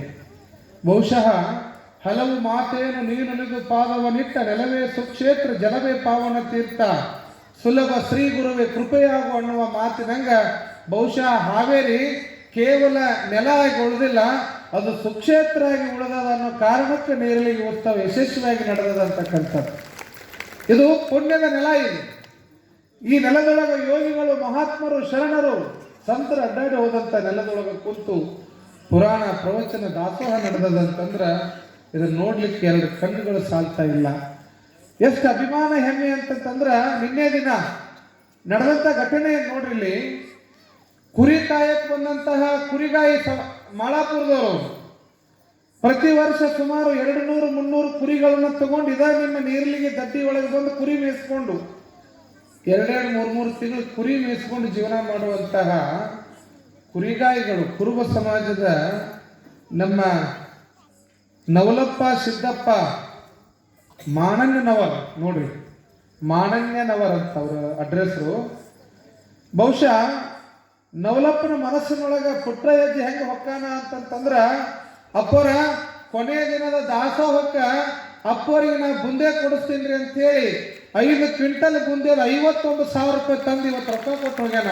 51,000 ರೂಪಾಯಿ ನೋಡ್ರಿ ಹೆಂಗ ಪುಟ್ಟ ಹೆಜ್ಜೆ. ಯಾರ್ಯಾರ ಕಡೆ ಕುರಿ ಕಾಯಕ್ಕೆ ಬಂದವರು 5 ಕ್ವಿಂಟಲ್ ಬುಂದೆ ಕೊಡಿಸ್ತಾರ ದಾಸೋಹಕ್ಕಂದ್ರೆ ಸಾಮಾನ್ಯ. ನಾನು ಪ್ರಾರಂಭದಾಗ ಹೇಳಿದೆ ಅಣ್ಣಗೆ ಆಸ್ತಿ ಜಾಸ್ತಿ ಆಗ್ತೈತೆ ಅಂತ. ತಮ್ಮ ಶಿವನ ಕಡೆ ಏನ್ ಕೇಳಿದ, ನನ್ನೊಂದು ಕಣ್ಣು ಕೈ ಮೂಗು ಹೋಗಲಿ ಅಂದ್ರೆ ನಮ್ಮ ಅಣ್ಣಂದೆಲ್ಲ ಹೋಗಲಿ ಅಂತ ಕೇಳ್ಕೊಂಡು ತಮ್ಮ ಅವ. ಆದ್ರ ನಮ್ಮ ನವಲಪ್ಪಗೊಬ್ಬ ತಮ್ಮ ಅದಾನ, ಅವನ ಹೆಸರು ಮಂಗರಾಯಪ್ಪ ಅಂತ ನೋಡಿ ಹೆಸರು ಅವ್ರದ್ದು.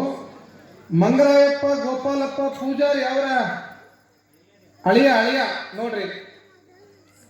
ನವಲಪ್ಪ ಮಾವ 51,000 ಕೊಟ್ಟಾನ ಅಂತ ಹೇಳಿ ಅಂದು ಅಳಿಯ ಮಂಗರಾಯಪ್ಪ ಗೋಪಾಲ್ ಪೂಜಾರಿ ಸಾಕಿನ್ ಶಿರ್ಗಾವ ಇವನು ಕೂಡ ಕುರಿ ಕಾಯ್ತಕ್ಕಂಥವನೇ. ಈತಂದು ಕೂಡ ಸುಮಾರು 800-1,000 ಕುರಿ ಅದಾವ. ಇವತ್ತು ಒಂದು ದಡ್ಡಿಗೆ ಹೋಗಿದ್ವಿ ನಾವು, ಇಲ್ಲೇ ಯಾವ ನೀರ್ಲಿಗೆ ಇದು ಕೋಡ್ಬಾಳದಾಗ ಕುರಿ ತರ್ಬೇನ ಅವನು ಗುಡ್ಡದ ಮ್ಯಾಗ. ಇವತ್ತು ನಮ್ಮನ್ನು ಬೆಳಗ್ಗೆ 9 ಗಂಟೆಗೆ ತನ್ನ ದಡ್ಡಿಗೆ ಕರೆಸಿದ್ದ. ಪಾದ ಪೂಜೆ ಮಾಡಿಕೊಂಡ್ರು, ಕುರಿ ದಡ್ಡಿಯಾಗೆಲ್ಲ ಅಡ್ಡಾಡಿಸಿದ. ಅಪ್ಪರ ದಾಸೋಹಕ್ಕ ನಂದು ಪಟ್ಟಿ ಬರ್ಕೋರಿ ಅಂತ ಹೇಳಿ ಅಂದು ಒಬ್ಬ ಕುರಿ ಕಾಯ್ತಕ್ಕಂಥ ಮಂಗರಾಯಪ್ಪ ಗೋಪಾಲಪ್ಪ ಪೂಜಾರಿ 5 ಕ್ವಿಂಟಲ್ ಅಕ್ಕಿ ಅಂದ್ರೆ 20 ಪಾಕೆಟ್ ಅಕ್ಕಿ ದಾಸೋಹಕ್ಕೆ ದೇಣಿಗೆ ಬರುತ್ತಾನ. ಅದೇವ್ರ ಅಕ್ಕಿ ಅಷ್ಟ ಕೊಟ್ರೆ ಹಣ್ಣು ಆಗ್ತೈತ್ರಿ, ಮತ್ತು ಸಾರಿಗೂ ಇಲ್ಲ ಅಂತ ಹೇಳಿ 1 ಡಬ್ಬಿ ಎಣ್ಣೆ, 1 ಪಾಕೆಟ್ 50 kg ಪಾಕೆಟಿನ ರವ ಮತ್ತು 10 kg ಬೆಲ್ಲ, ಇಷ್ಟೆಲ್ಲ ಐಟಮ್ ಅವ ಬರೆಸ್ತಾನಂತಂದ್ರೆ ಪುಟ್ಟ ಎದ್ದರೆ ಎಷ್ಟು ದೊಡ್ಡ ಶಕ್ತಿ ನೋಡ್ರಿ. 1 ಪಾಕೆಟ್ ಅಕ್ಕಿಗೆ 1500 ರೂಪಾಯಿ ಅದ ಅಂದ್ರೆ 20 ಪಾಕೆಟ್ಗೆ ಹೆಚ್ಚು ಕಮ್ಮಿ ಎಷ್ಟಾತ್ರಿ? 1500 ಇಂಟು 60,000 ರೂಪಾಯಿ, 30,000 ರೂಪಾಯಿ ಆಯ್ತು. ಮತ್ತು 1 ಡಬ್ಬಿ ಎಣ್ಣೆ ಅಂತ, ಮತ್ತು 1 ಪಾಕೆಟ್ ರವಾ, ಮತ್ತು 10 kg ಬೆಲ್ಲ, ಹೆಚ್ಚು ಕಮ್ಮಿ 50,000 ರೂಪಾಯಿ ಲೆಕ್ಕಕ್ಕೆ 40,000 ರಿಂದ 50,000 ರೂಪಾಯಿ ಮಾವ ಕೊಟ್ಟಾನ ಅಂತಂದ್ರೆ ನಾನು ಕೊಡ್ತೀನಿ ಅಂತ ಇವತ್ತು ಅವ ಪಾದ ಪೂಜೆ ಮಾಡಿ ಇವತ್ತು ದಾಸೋಹಕ್ಕೆ ಆ ದುಡ್ಡನ್ನು ಕೊಟ್ಟು ಹೋಗಿದ್ದಾನ. ಅವನೊಂದು ಜೋರಾದ ಚಪ್ಪಾಳೆ. ಆ ದಡ್ಡಿಗೆ ಹೋದಾಗ ಅವ್ರ ಸಂಬಂಧಿಕರಂತ ಹೇಳಿ ವಾಲ್ಮೀಕಿ ಸಮಾಜದ ಒಬ್ರು ಬಂದಿದ್ರಲ್ಲಿ ಗಂಡ ಹೆಂಡತಿ, ಅವರಲ್ಲಿ ಪೂಜೆ ಮಾಡಿದ್ ನೋಡಿ ಅಜ್ಜರ ನಮ್ಮ ಮನೆಗೂ ಪಾದ ಹಾಕ್ಬೇಕ್ರಿ, ನಾವು ಒಟ್ಟು ದಾಸೋಹಕ್ಕೆ ಏನ್ರ ಕೊಡ್ತೀವಿ ಅನಾನ ಅವನ ಮನೆಗೂ ಹೋದಿವಿ ನಾವು. ಅವ ಕೆರೆ ಕೊಪ್ಪದಾಗ ಮನೆ ಐತದ. ಸಾಯಂಕಾಲ ಅವನ ಮನೆಗೆ ಹೋಗಿ ಅವನ ಮನೆಯಾಗೂ ಪಾದ ಪೂಜೆ ಮಾಡಿ ಬಂದ್ವಿ. ಆತನ ಹೆಸರು ಶಿವಪುತ್ರಪ್ಪ ಕೆಂಚಪ್ಪ ದಪ್ಪೆ, ಸಾಕಿನ ಕೆರೆ ಕೊಪ್ಪ. ಈತನು ಕೂಡ ಇವತ್ತು ಪಾದ ಪೂಜೆ ಮಾಡಿ ಅಜ್ಜರ ನಂದು ಮುಟ್ಲಿ ಅಂತ 25,000 ರೂಪಾಯಿನ ದೇಣಿಗೆನ ಕೊಟ್ಟು ಕಳಿಸ್ತಾನ ಅಂತಂದ್ರೆ ಬಹುಶಃ ಎಲ್ಲಿ ಕೆರೆ ಕೊಪ್ಪ, ಎಲ್ಲಿ ಊರುಗಳು, ಎಲ್ಲೆಲ್ಲಿ ಯಾರ್ಯಾರಿಗೆ ಏನೇನೋ ಹೊತ್ತು ಪುಟ್ಟ ಹೆಜ್ಜೆ ಮಾಡ್ಸಕತ್ತಾನ ಅನ್ನುವಂಥದ್ದು. ಇದನ್ನೆಲ್ಲ ನೋಡಿದಾಗ ನಿಜವಾಗ್ಲೂ ಪುಟ್ಟ ಹೆಜ್ಜನ ಶಕ್ತಿ ಎಷ್ಟು ದೊಡ್ಡದಾಗಿ ಕೆಲಸ ನಡೆಸೈತಿ ಅನ್ನೋದಕ್ಕೆ ಇದಕ್ಕಿಂತ ಮತ್ತೊಂದು ಉದಾಹರಣೆ ನಾವು ನೋಡ್ಲಿಕ್ಕೆ ಆಗೋದಿಲ್ಲ.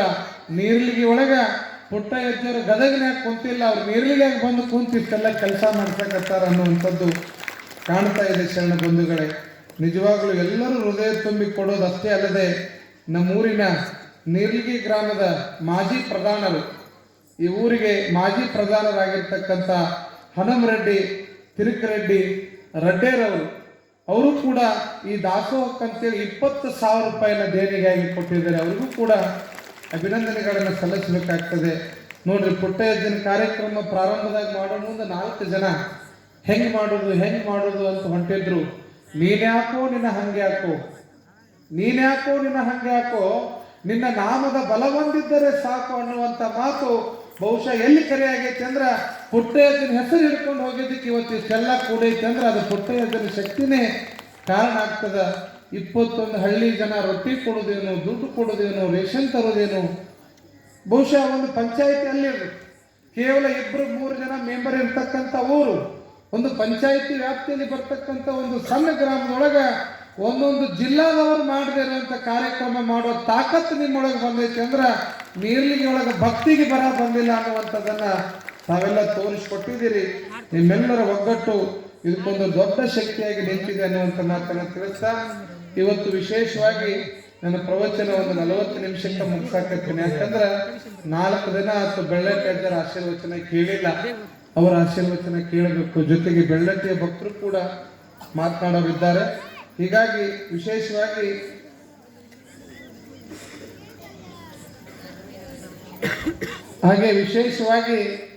ಈ ಊರಿನ ಗ್ರಾಮ ಪಂಚಾಯಿತಿ ಸದಸ್ಯರು, ಯಾವ ನೀರ್ಲಿಗೆ ಗ್ರಾಮ ಪಂಚಾಯಿತಿ ಸದಸ್ಯರು ಸಿಬ್ಬಂದಿಯವರ ಕಡೆಗೆ ಕೂಡ್ಕೊಂಡು ಯಾವ ಬೆಳವಣಿಗೆ ಗ್ರಾಮ ಪಂಚಾಯಿತಿಯಿಂದ 40,000 ರೂಪಾಯಿನ ಕಾರ್ಯಕ್ರಮಕ್ಕೆ ದೇಣಿಗೆ ಕೊಟ್ಟಿದ್ದಾರೆ ಅಂತ ಜೋರಾದ ಚಪ್ಪಾಳೆ ಆ ಎಲ್ಲ ಕಾರ್ಯಕರ್ತರಿಗೆ, ಆ ಸಿಬ್ಬಂದಿಗಳಿಗೆ ಅಂತಕ್ಕಂಥ ಮಾತನ್ನು ತಿಳಿಸ್ತಾ ವಿಶೇಷವಾಗಿ ಇವತ್ತು KH ಚೆನ್ನೂರು ಜಂಟಿ ನಿರ್ದೇಶಕರು ಕನ್ನಡ ಮತ್ತು ಸಂಸ್ಕೃತಿ ಇಲಾಖೆ ಬೆಳಗಾವಿ, ಇವರು ಸಿಂಚನಾ ಈಶಪ್ಪ ಒಲೇಕರ್ ಹಾಗೂ ಸಂಗಡಿಗರು, ಇವರು ಇವತ್ತು ವಿಶೇಷವಾದಂಥ ಒಂದು ಕಾರ್ಯಕ್ರಮದ ಯೋಜನೆಯನ್ನು ಮಾಡಲಿದ್ದಾರೆ ಅಂತಕ್ಕಂಥ ಚೀಟಿಯನ್ನು ಕೊಟ್ಟಿದ್ದಾರೆ.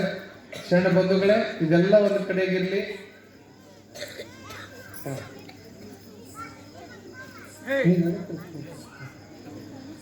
ಯವ ಊರಿಗೆ ಹೋಗಿದ್ರಲ್ಲಿ ಯಾರ್ಯಾರು ಹೋಗಿದ್ರಿ ಕೈ ಎತ್ತರ ನೋಡೋಣ, ಸ್ವಲ್ಪ ಮುಖ ನೋಡ್ತೇನೆ ನಿಮ್ದು. ಇಟ್ಟು ಮಂದೆಲ್ಲ ಹೋಗಿದ್ರಲ್ಲವ, ಇವ್ರಿಗೆಲ್ಲ ಒಂದು ಜೋರಾದ ಚಪ್ಪಾಳೆ ತಟ್ಟು, ಹೋಗ್ಲಾರ್ದವ್ರು ತಟ್ಟಬೇಕು, ಹೋದವ್ರು ತಟ್ಬೇಕಾದ್ರೆ ನಿಮ್ಗೆ ಶಬಾಷ್. ಹೋಗ್ಲಾರ್ದವ್ರು ಹೋದವ್ರಿಗೆ ಚಪ್ಪಾಳೆ ತಟ್ರಿ, ಮತ್ತೆ ಡುಬ್ಬಕ್ಕೆ ಬಡ್ದಿರಿ, ಮತ್ತೆ ಡೈಲಿ ಅಷ್ಟೇ ಚಪ್ಪಾಳೆ ತಟ್ರಿ. ಯಾಕಂತಂದ್ರೆ ನಾವು ಕೊಟ್ಟು ಊರಿಗೆ ಬ್ಯಾಸರ ಪಡ್ಲಾರ್ದಂಗ ಇವತ್ತು 21 ಹಳ್ಳಿಗೆ ಮನೆಗೆ ಹೋಗಿ ಕುಂಕುಮ ಹಚ್ಚಿ ನಮ್ಮ ಊರಿಗೆ ಉಡಿ ತುಂಬ್ಕೊಳಕ್ ಬರ್ರಿ ಅಂತ ಹೇಳಿದ ತಾಯಂದ್ರ ಸೇವಾ ಐತಲ್ಲ, ನಾವು 20 ದಿನ ಮಾಡಿದ ಸೇವಾ ಒಂದು ತಕ್ಕಡೆಗಾದ್ರ ನೀವು ಇವತ್ತು ಮಾಡಿ ಬಂದ ಕೆಲಸ ಐತಲ್ಲವ ಇದು ಒಂದು ತಕ್ಕಡೆಯಾಗ ತೂಗ್ತೈತೆ ಅಂತ ದೊಡ್ಡ ಕೆಲಸ ಮಾಡಿ ಬಂದೈತಿ. ನಾವು ಪ್ರವಚನ ಮಾಡಿ ಪತ್ರಿಕೆ ಕೊಟ್ಟು ಹೇಳಿದ್ರ ಬರ್ತಿದ್ರಿಲ್ಲ ಗೊತ್ತಿಲ್ಲವ, ಏನು ಕೆಂಪದ ಹೊಚ್ಚಿ ಬಂದಿರಲಿಲ್ಲ ಹಣಿಗೆ, ಬರಲಿಲ್ಲ ಅಂದ್ರೆ ಕೆಂಪದ ಸಿಗ್ನಲ್ ಅದು. ಹೆಂಗ್ರಿ ಕೆಂಪದ ಸಿಗ್ನಲ್ ಏನಂದ್ರೆ ಮನೆಯಾಗ ನಿಲ್ಬೇಡ ಬಂದು ನೀರ್ಲಿಗಾಗ ನಿಲ್ಲು ಅಂತ ಹಚ್ಚಿ ಬಂದಿರವ.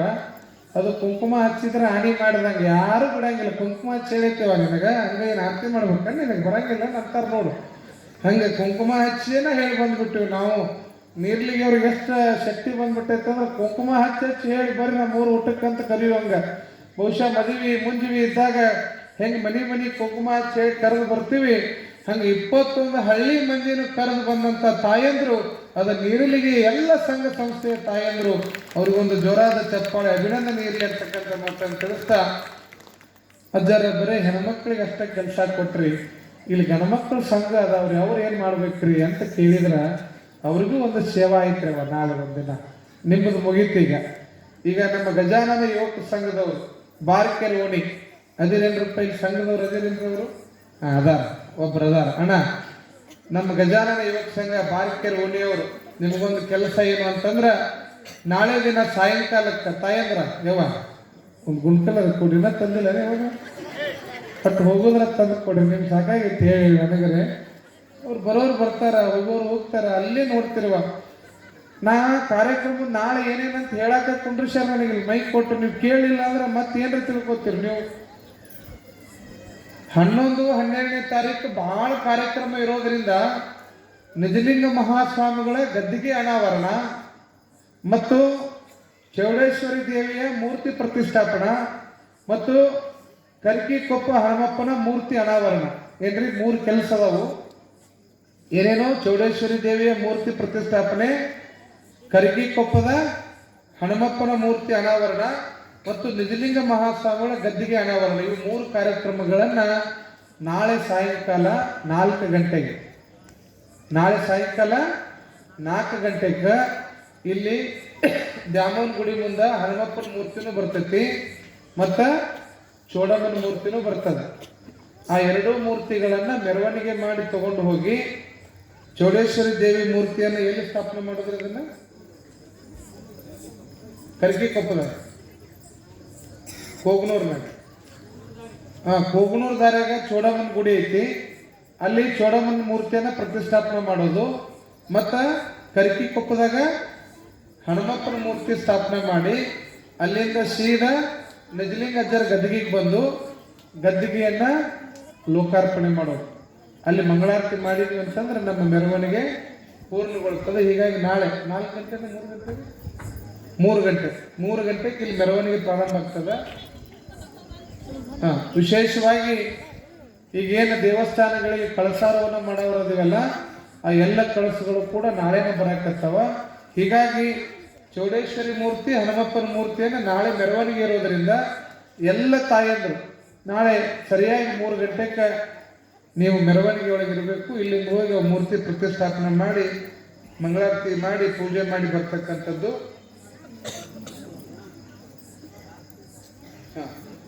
ವಿಶೇಷವಾಗಿ ಈ ಎಲ್ಲ ಅನಾವರಣ ಇರೋದ್ರಿಂದ ನಾವು ನಾಳೆ ಹೋಗಿ ಅವೆಲ್ಲ ಪೂಜೆಗಳನ್ನು ಮಾಡೋದು. ಹೀಗಾಗಿ ನಮ್ಮ ನಿಜಲಿಂಗ ಸ್ವಾಮಿಗಳ ಗದ್ದಿಗೆ ಅನಾವರಣಕ್ಕೆ ನಮ್ಮ ಗಜಾನನ ಯುವಕ ಸಂಘದ ಯುವಕರು ನಿಜಲಿಂಗ ಸ್ವಾಮಿಗಳ ಗದ್ದಿಗೆ ಸ್ವಚ್ಛ ಮಾಡಿ ಅಲ್ಲಿ ತೆಂಗಿನ ಗರಿ, ಮಾವಿನ ತೋಳ, ಬಾಳಿ ಕಂಬ ಕಟ್ಟುವಂಥ ಜವಾಬ್ದಾರಿ, ಅಲ್ಲಿ ಬೇಕಾದಂಥ ವ್ಯವಸ್ಥೆಯನ್ನು ಮಾಡುವಂಥ ಜವಾಬ್ದಾರಿಯನ್ನು ನಮ್ಮ ಗಜಾನನ ಯುವಕ ಸಂಘ ಬಾರ್ಕೆರ್ ಓಣಿಯವರು ತೆಗೆದುಕೊಳ್ಬೇಕು. ಆ ಬಾರ್ಕೆರ್ ಓಣಿಯ ಗಜಾನನ ಯುವಕ ಸಂಘದವ್ರಿಗೆ ಒಂದು ಜೋರಾದ ಚಪ್ಪಾಳೆ ತಟ್ರಿ. ಅವರ ಜವಾಬ್ದಾರಿಯನ್ನು ನಿಭಾಯಿಸ್ತಾರೆ ಅಂತಕ್ಕಂಥ ವಿಶ್ವಾಸ ನನಗಿದೆ.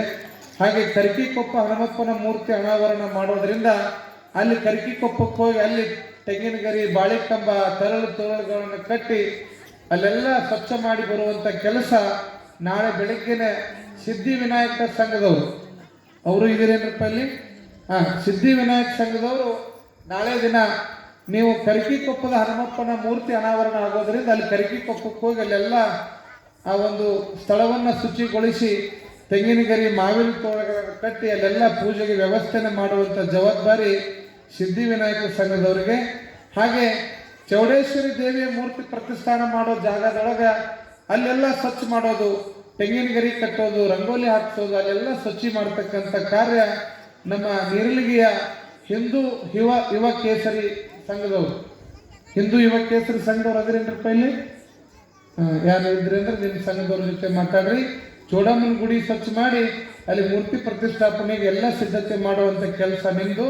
ದಯಮಾಡಿ ನಾಳೆ ಬೆಳಗ್ಗಿನ 8-9 ಗಂಟೆಗೆ ನೀವು 3 ಸಂಘದವರು 3 ಜಾಗಕ್ಕೆ ಹೋಗಿ ಅಲ್ಲಿ ಏನೇನು ಅನುಕೂಲಗಳದಾವು ನಿಮ್ಮ ಗಾಡಿ ತಗೊಂಡು ನೀವು ಊರು ವತಿಯಿಂದ ನಿಮ್ಮ ಕಮಿಟಿಯವರು ಸಂಪರ್ಕ ಮಾಡಿ ಅಲ್ಲಿ ತೆಂಗಿನ ಗರಿ, ಬಾಳೆ ಕಂಬ, ತರಳು ತೋಳುಗಳನ್ನು ಕಟ್ಟಿ ಸಾಯಂಕಾಲದೊಳಗೆ ಶೃಂಗಾರ ಮಾಡುವಂಥ ಕೆಲಸ ಗಜಾನನ ಯುವಕ ಸಂಘ, ಸಿದ್ಧಿವಿನಾಯಕ ಸಂಘ ಹಾಗೂ ಹಿಂದೂ ಯುವ ಕೇಸರಿ ಸಂಘ ಈ 3 ಸಂಘದವರು ಮಾಡಬೇಕು ಅನ್ನುವಂಥ ವಿನಂತಿಯನ್ನು ಮಾಡ್ತಾ ನಾಳೆ ಸಾಯಂಕಾಲ ಮೂರ್ತಿ ಪ್ರತಿಷ್ಠಾಪನೆ ಆಗ್ತದೆ. ಮತ್ತು ವಿಶೇಷವಾಗಿ ಎಲ್ಲರಲ್ಲಿ ಒಂದು ವಿನಂತಿ ಮಾಡೋದೇನು ಅಂತಂತಂದ್ರೆ, ನಾಳೆ ನಾವು ನಿನ್ನೆನೇ ಹೇಳಿದ್ವಿ, ಯಾವ ಶುಕ್ರವಾರ, ಶನಿವಾರ, ರವಿವಾರ 3 ದಿನ ಯಾರೂ ಹೊಲಕ್ಕೆ ಹೋಗುವಂಗಿಲ್ಲ. ಯಾವುದೇ ಕೆಲಸಗಳಿದ್ರೆ ಎಲ್ಲವನ್ನು ಕೂಡ ಮುಗಿಸಿ ನೀವು ಊರಾಗ ನಿಂತ್ಕೋಬೇಕಂತೇಳಿ ಹೀಗಾಗಿ ನಾಳೆ ಬೆಳಗ್ಗೆಯಿಂದ ಎಲ್ಲ ಯುವಕರು, ಎಲ್ಲ ಯಜಮಾನರು ನಾಳೆ ನಿಮ್ಮ ಟ್ರ್ಯಾಕ್ಟರ್ ತಗೊಂಡು ಯಾರ್ಯಾರು ವಾಹನಗಳಿದ್ದಾವ ಅವನ್ನೆಲ್ಲ ತಗೊಂಡು ತೆಂಗಿನ ಗರಿ, ಬಾಳೆ ಕಂಬ ಕಡ್ಕೊಂಡು ಬಂದು ಊರೆಲ್ಲ ತರಳು ತೋರಳುಗಳಿಂದ ಶೃಂಗಾರ ಮಾಡ್ತಕ್ಕಂಥದ್ದು.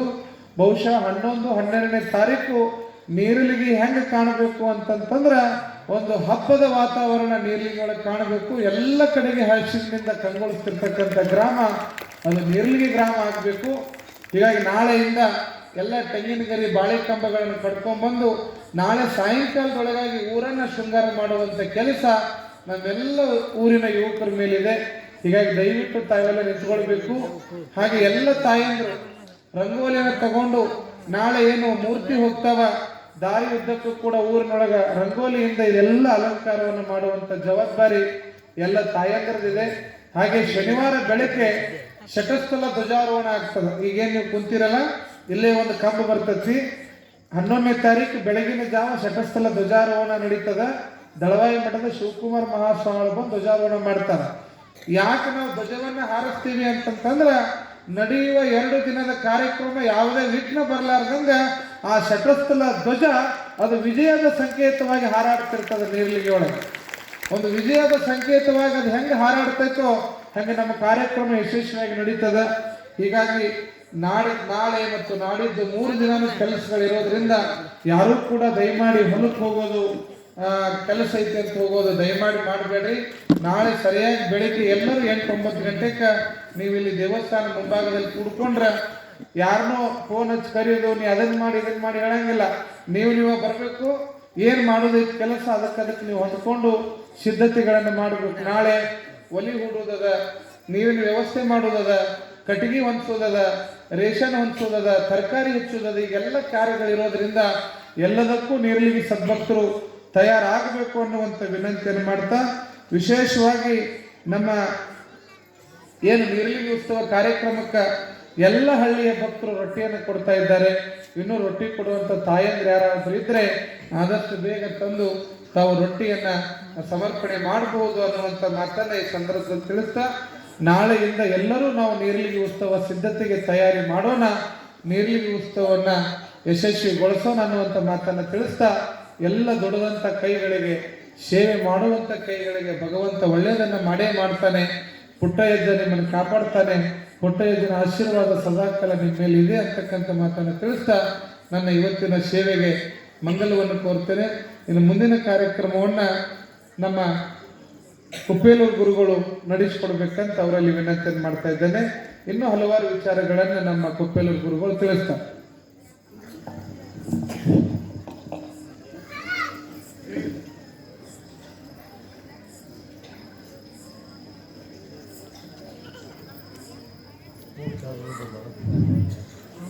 ಕಡಗಿಲಿಲ್ಲದ ಬಂಡಿ ಕಡೆಗಿಡುವುದೇನು ಅಂದರೆ ಕಡಗಿಲೆ ಬಂಡಿಗಾರರ ಕಡುಗಲ್ಪ ವಿರುದ್ಧ ಮೊಡಲೆಂಬ ಬಂಡಿಗೆ ಮುಡಸೆಂಡರ ಕಡಗಿಲು ಕಾಣ ರಾಮನಾಥ. ಇವತ್ತಿನ ದಿವಸ ಜಗನ್ಮಾತೆ ಆದಿಶಕ್ತಿಯ ಪಾದ ಪದ್ಮಗಳಿಗೆ ದೀರ್ಘದಂಡ ಪ್ರಣಾಮಗಳನ್ನು ಸಲ್ಲಿಸಿ ಈ ಎಲ್ಲ ಕಾರ್ಯಕ್ರಮದ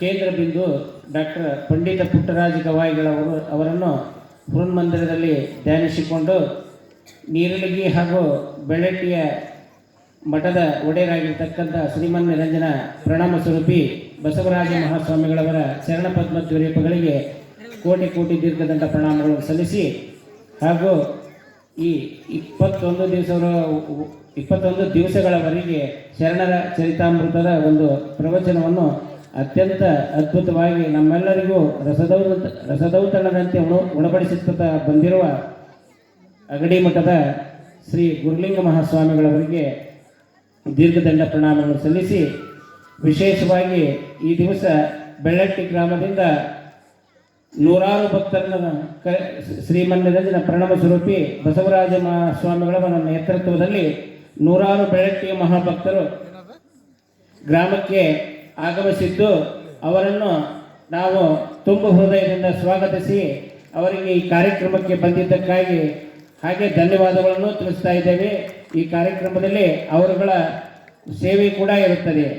ಈ ಕಾರ್ಯಕ್ರಮಕ್ಕಾಗಿ ಅವರು ಅಕ್ಕಿ, ಬೆಲ್ಲ, ಗೋಧಿ ಹೀಗೆ ದಾಸೋಹಕ್ಕಾಗಿ ತಂದಿರ್ತಾರೆ ಹಾಗೂ ಹಲವಾರು ಮಹನೀಯರು ಪಟ್ಟಿಯನ್ನು ಕೂಡ ಬರೆಸಿರುತ್ತಾರೆ.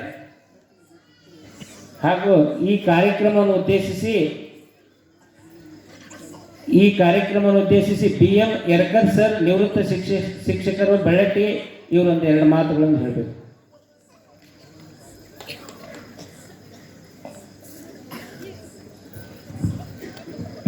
ಬೆಳ್ಳಟ್ಟಿಯ ಸದ್ಭಕ್ತರು ನಮಗೆ ಅವ್ರ ಊರಿಗೆ ಹೋದಾಗ ಭಾಳ ಆದರ ಆತಿಥ್ಯವನ್ನು ಮಾಡಿದರು.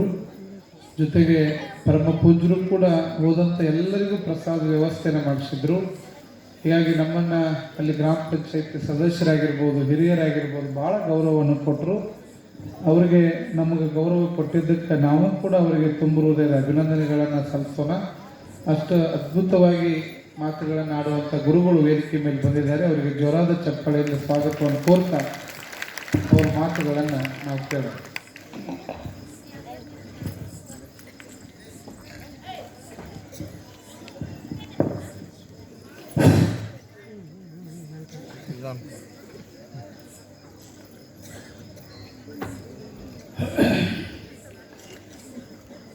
ಪ್ರಥಮದಲ್ಲಿ ಶ್ರೀ ಗುರು ಬಸವಲಿಂಗಾಯ ನಮಃ. ಹಾವೇರಿ ಜಿಲ್ಲಾ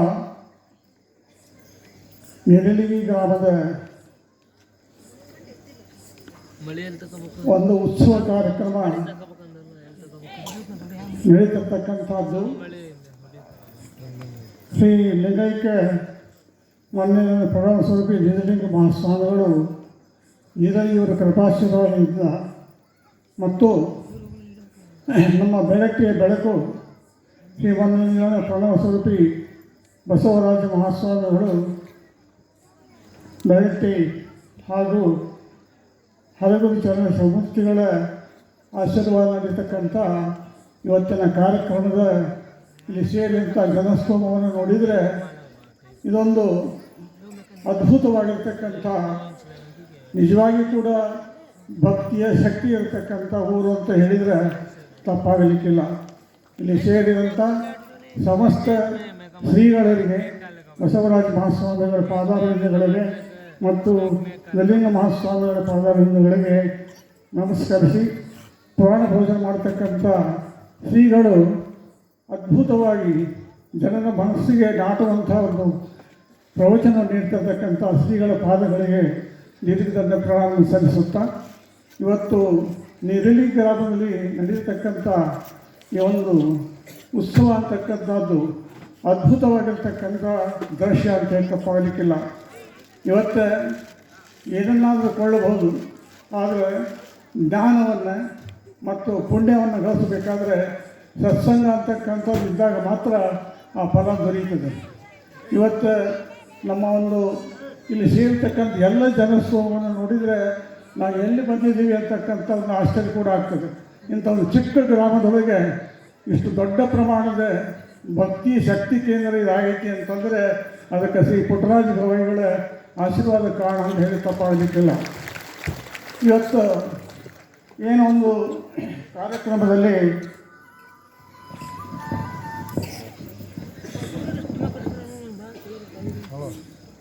ಇಲ್ಲಿ ಶ್ರೀ ಚರಣಾಮೃತ ಅಂತಕ್ಕಂಥ ಶರಣರ ಒಂದು ಪ್ರವಚನ ಕಾರ್ಯಕ್ರಮ ನಡೀತಾ ಇದೆ ಮತ್ತು ಪುಟ್ಟರಾಜ ಗವಾಯಿಗಳ ಮೂರ್ತಿಯ ಪ್ರತಿಷ್ಠಾಪನೆ ಮಾಡ್ತಕ್ಕಂಥ ಕಾರ್ಯ ನಡೀತಿದೆ.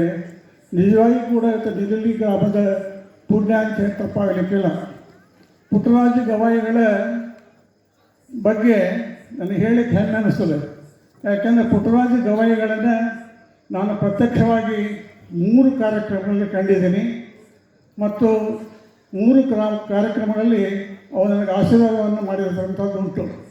ಅದಕ್ಕೆ ಇವತ್ತು ವೇದಿಕೆಯ ಮೇಲೆ ತಮ್ಮೆಲ್ಲರ ಸಮ್ಮುಖದೊಳಗೆ ಶ್ರೀಗಳ ಸಮ್ಮುಖದೊಳಗೆ ನನಗಿಲ್ಲಿ ಮಾತಾಡಲಿಕ್ಕೆ ಅವಕಾಶ ಸಿಕ್ಕೈತೆ ಅಂತಂದರೆ ಅದು ಪುಟ್ಟರಾಜ ಗವಾಯಿಗಳ ಆಶೀರ್ವಾದ ಅಂತ ತಪ್ಪಾಗಲಿಕ್ಕಿಲ್ಲ. ಪುಟ್ಟರಾಜ ಗವಾಯಿ ಬಗ್ಗೆ ಹೇಳೋದಾದರೆ ಪುಟ್ಟರಾಜ ಗವಾಯಿಗಳು ದೇವಗಿರಿ ಗ್ರಾಮದಲ್ಲಿ ಹಾವೇರಿ ಜಿಲ್ಲಾ ದೇವಗಿರಿ ಗ್ರಾಮದೊಳಗೆ ರೇವಣಸಿದ್ದಯ್ಯ ಮತ್ತು ಸಿದ್ದಮ್ಮ ಅಂತಕ್ಕಂಥ ದಂಪತಿಗಳ ಉದರದೊಳಗೆ ಅವರು ಜನಿಸಿದರು. 1914 ಮಾರ್ಚ್ 3ರಂದು ಒಳ್ಳೆ ಪುಟ್ಟ ಬಾಲಕನಾಗಿ ಜನಿಸಿದರು. ಆದರೆ ಪುಟ್ಟರಾಜ ಅಂತ ಅವ್ರ ಹೆಸರಿಟ್ಟರು. ಪುಟ್ಟರಾಜರು 6 ತಿಂಗಳ ಮಗುವಾಗುವವರೆಗೆ ಚೆನ್ನಾಗೇ ಇದ್ದರು. ಅವ್ರಿಗೆ ಕಣ್ಣು ಕಾಣುತ್ತಿತ್ತು. ತಮ್ಮ ಬಾಲ್ಯ ಲೀಲೆಗಳನ್ನು ತಂದೆ ತಾಯಿಗಳನ್ನು ಆನಂದಗೊಳಿಸ್ತಾ ಇದ್ದರು. ಆದರೆ ಏನೋ ಒಂದು 6 ತಿಂಗಳ ನಂತರ ಅವ್ರ ಕಣ್ಣು ಬೇನೆ ಬರ್ತದೆ. ಆ ಕಣ್ಣು ಬೇನೆ ಬಂದಾಗ ಅವರನ್ನು ತೋರಿಸ್ಲಿಕ್ಕೆ ಆಗಿನ ಕಾಲದೊಳಗೆ ಈಗಿನಂಗೆ ವೈದ್ಯಕೀಯ ಸೌಲಭ್ಯ ಇರಲಿಲ್ಲ, ಕಣ್ಣಿನ ಆಸ್ಪತ್ರೆಗಳಿರಲಿಲ್ಲ. ಅವ್ರ ಹಳ್ಳಿ ಗ್ರಾಮದೊಳಗೆ ದೇವಡಿ ಗ್ರಾಮದೊಳಗೆ ಅವ್ರ ತಂದೆ ತಾಯಿಗಳು ಪುಟ್ಟ ಬಾಲಕನಾಗಿರ್ತಕ್ಕಂಥ ಪುಟ್ಟಯ್ಯನನ್ನು ಗಾವಟಿ ಔಷಧ ಕೊಡ್ತಕ್ಕಂಥ ವೈದ್ಯರ ಬಳಿ ಕರ್ಕೊಂಡು ಹೋಗ್ತಾರೆ. ಅವ್ರು ಆ ಗಾವಟಿ ಔಷಧ ಕೊಡ್ತಕ್ಕಂಥ ವೈದ್ಯ ಕಣ್ಣುಗಳನ್ನು ಪರೀಕ್ಷಿಸಿ ಕಣ್ಣಿಗೆ ಪರಿ ಬಂದಂತೆ ಅಂತ ತಿಳ್ಕೊಂಡು ಕಣ್ಣೊಳಗೆ ತ್ವನಿಸೆಗಳನ್ನು ಬಿಡ್ತಾವೆ. ಪಾಪ ಅವರ ಕಣ್ಣುಗಳನ್ನು ತಿಂದು ಬಿಡ್ತಾವೆ. ಹಿಂಗೆ ಪುಟ್ಟಯ್ಯನವರು ಚಿಕ್ಕ ವಯಸ್ಸಿನೊಳಗೆ 6 ತಿಂಗಳಲ್ಲಿ ಅಂಧತ್ವವನ್ನು ವಹಿಸಬೇಕಾಗಿತ್ತು. ಆ ಪುಟ್ಟ ಬಾಲಕ ಅಂಧನಾಗಿದ್ದರೂ ಕೂಡ ದೈವಾಂಶ ಸಂಭೂತನಾಗಿದ್ದ ಅಂತ ತಪ್ಪಾಗಲಿಕ್ಕಿಲ್ಲ. ಮುಂದೆ ಚಂದ್ರಶೇಖರಯ್ಯ ಅಂತಕ್ಕಂಥವ್ರ ಸೋದರ ಮಾವ ಅಂಧ ಬಾಲಕನಾಗಿರ್ತಕ್ಕಂಥ ಪುಟ್ಟಯ್ಯನ ಜೀವನಕ್ಕೆ ಹಾನಿ ಮಾಡಿಕೊಡ್ಬೇಕು ಅಂತ ತಿಳ್ಕೊಂಡು ಆ ಪುಟ್ಟ ಬಾಲಕನನ್ನು ಕರ್ಕೊಂಡು ಈ ಒಂದು ಗದಗಿನಲ್ಲಿರ್ತಕ್ಕಂಥ ಪುಣ್ಯಾಶ್ರಮವನ್ನು ಸ್ಥಾಪಿಸತಕ್ಕಂಥ ಈ ಪಂಚಾಕ್ಷರ ಗವಾಯಿಗಳ ಸಾನ್ನಿಧ್ಯ ಕರ್ಕೊಂಡು ಬರ್ತಾರೆ. ಬಂದು ಈ ಪುಟ್ಟ ಬಾಲಕ ಅಂಧನಾಗಿದ್ದಾನೆ, ಈ ಒಂದು ನಿಯಮ ಮಾರ್ಗದರ್ಶನ ಮಾಡಿ ಆಶೀರ್ವಾದ ಮಾಡಬೇಕು ಅಂತ ಹೇಳಿದಾಗ ಆ ಪಂಚಾಕ್ಷರಿ ಗವಾಯಿಗಳು ಬಾಲಕ ಪುಟ್ಟಯ್ಯನನ್ನು ಕೈಯಾಡಿಸಿ ನೋಡಿ ತಲೆ ಮೇಲೆ ಆಶೀರ್ವಾದ ಮಾಡಿ, ಆಯಿತು ನನ್ನ ನುಡಿಯೊಳಗೆ ಹಾಕಿದ್ದೀರಿ, ಇವನ್ನ ಬೆಳೆಸೋ ಜವಾಬ್ದಾರಿ ನನ್ನ ಅಂತ ತಿಳ್ಕೊಂಡು ಆ ಪುಟ್ಟಯ್ಯನನ್ನು ತಮ್ಮ ಶಿಷ್ಯನಾಗಿ ಮಾಡಿಕೊಂಡ್ರು. ಮುಂದೆ ಬಾಲಕ ಪುಟ್ಟಯ್ಯನವರಿಗೆ ಆ ಪಂಚಾಕ್ಷರ ಗವಾಯಿಗಳು ಎಲ್ಲ ರೀತಿ ಕಲಿಸಿದರು. ಎಲ್ಲ ವಾದ್ಯಗಳನ್ನು ಬಾರಿಸ್ತಕ್ಕಂಥದ್ದು, ಎಲ್ಲ ಸಂಗೀತ ಕಲೆ ಎಲ್ಲವನ್ನು ಕಲಿಸಿಕೊಟ್ಟರು. ಬಾಲಕ ಪುಟ್ಟರಾಜ ಅವರ ಸೇವೆ ಮಾಡುತ್ತಾ ಅದ್ಭುತವಾಗಿರ್ತಕ್ಕಂಥ ಒಬ್ಬ ಮಹಾನ್ ಶಕ್ತಿಯಾಗಿ ಸಂಗೀತ ಸಾಮ್ರಾಟರಾಗಿ ಮುಂದೆ ಬೆಳೆದರು. ಇಷ್ಟೇ ಅಲ್ಲ, ಗುರುಗಳ ಸೇವೆ ಮಾಡ್ತಾ ಅಂಧ ಮಕ್ಕಳನ್ನು ಕೂಡ ತಮ್ಮ ಜೊತೆ ಕಟ್ಟಿಕೊಂಡು ನಾಟಕಗಳನ್ನಾಡಿ ಮತ್ತು ಹಳ್ಳಿಗಳನ್ನು ಸಂಚಾರ ಮಾಡಿ ಅಂಧ ಬಾಲಕರ ಬಾಳಿಗೆ ಬೆಳಕಾಗಿರ್ತಕ್ಕಂಥವ್ರು ಯಾರು ಅಂತಂದರೆ ಪುಟ್ಟರಾಜ ಗವಾಯಿಗಳು. ಪುಟ್ಟರಾಜ ಗವಾಯಿಗಳು ತಮ್ಮ ಜೊತೆಗಿರ್ತಕ್ಕಂಥ ಅಂಧ ಮಕ್ಕಳನ್ನು ತಮ್ಮ ಮಕ್ಕಳಂತೆ ಜೋಪಾನ ಮಾಡಿ ಅವರಿಗೆ ಸಂಗೀತ ವಿದ್ಯೆಯನ್ನು ಕಲಿಸಿದರು. ಇವತ್ತು ನಮ್ಮ ನಾಡು ಇಷ್ಟೇ ಅಲ್ಲ, ದೇಶ ವಿದೇಶಗಳಲ್ಲಿ ಕೂಡ ಪುಟ್ಟರಾಜ ಗವಾಯಿಗಳ ಶಿಷ್ಯರಿರ್ತಕ್ಕಂಥವರು ಅನೇಕರು ತಮ್ಮ ಸಂಗೀತ ಸೇವೆ ಸಲ್ಲಿಸಿ ಜಗತ್ತಿನಲ್ಲಿ ಹೆಸರುಗಳಿರ್ತಕ್ಕಂಥವರಾಗಿದ್ದಾರೆ. ಇನ್ನು ಪುಟ್ಟರಾಜರ ಒಂದು ಮಹಾನ್ ಶಕ್ತಿ ಹೇಗಿತ್ತು ಅಂತಂದರೆ ಅವರ ಒಂದು ಸ್ಪರ್ಶ ನಾದವನ್ನು ಕಂಡು ಹಿಡಿತಕ್ಕಂಥ ಸಾಮರ್ಥ್ಯ ಅದ್ಭುತವಾಗಿತ್ತು. ಒಂದೇನು ಅಂತಂದರೆ ಘಟನೆ ನೆಗಳೂರೊಳಗೆ 1967ನೇ ಇಸ್ವಿ ಶಿಕ್ಷಕನಾಗಿ ನಾನು ಕೆಲಸ ಮಾಡ್ತಿದ್ದೆ ಅಲ್ಲಿ. ಅವಾಗಲ್ಲಿ ಒಂದು ಹಿರೇಮಠ ಅಂತ ಒಂದು ಮಠ ಇದೆ. ಆ ಹಿರಿಯ ಮಠದೊಳಗೆ ಶಿವೋಗಿ ಸ್ವಾಮಿಗಳು ಅಂತ ತಿಳ್ಕೊಂಡು ಪಟ್ಟದೇವರದ ಆ ನೆಗೂರು ಚಿಕ್ಕ ಗ್ರಾಮದೊಳಗೆ ಮಠದೊಳಗೆ ಆಗಾಗ ಪುಣ್ಯ ಕಾರ್ಯಕ್ರಮ ನಡೀತಿದ್ವು. ಒಂದು ಸಲ ಕಲಬುರಗಿ ಶರಣ ಬಸವೇಶ್ವರರ ಪುರಾಣ ಮುಕ್ತಾಯ ಸಮಾರಂಭ ಇತ್ತು. ಆ ಕಾರ್ಯಕ್ಕೆ ಆಗ 3000 ಮಠದ ಜಗದ್ಗುರುಗಳನ್ನು ಮತ್ತು ಪಂಡಿತ್ ಪುಟ್ಟರಾಜವರನ್ನು ಆಹ್ವಾನ ಮಾಡಿದರು. ಆಗ ಮಠದ ಪಟ್ಟದೇವರು ಶಿವಯೋಗಿ ಸ್ವಾಮಿಗಳು ಬಹಳಷ್ಟು ನನಗೆ ಆಪ್ತರಾಗಿದ್ದರು ಮತ್ತು ಮಠದ ಯಾವುದೇ ಕಾರ್ಯಕ್ರಮ ನಡೆದರೆ ಆ ಕಾರ್ಯಕ್ರಮವನ್ನು ನಿಯೋಜಿಸಿ ನಿರೂಪಣೆ ಮಾಡಲಿಕ್ಕೆ ನನಗೆ ಹೇಳ್ತಿದ್ದೆ.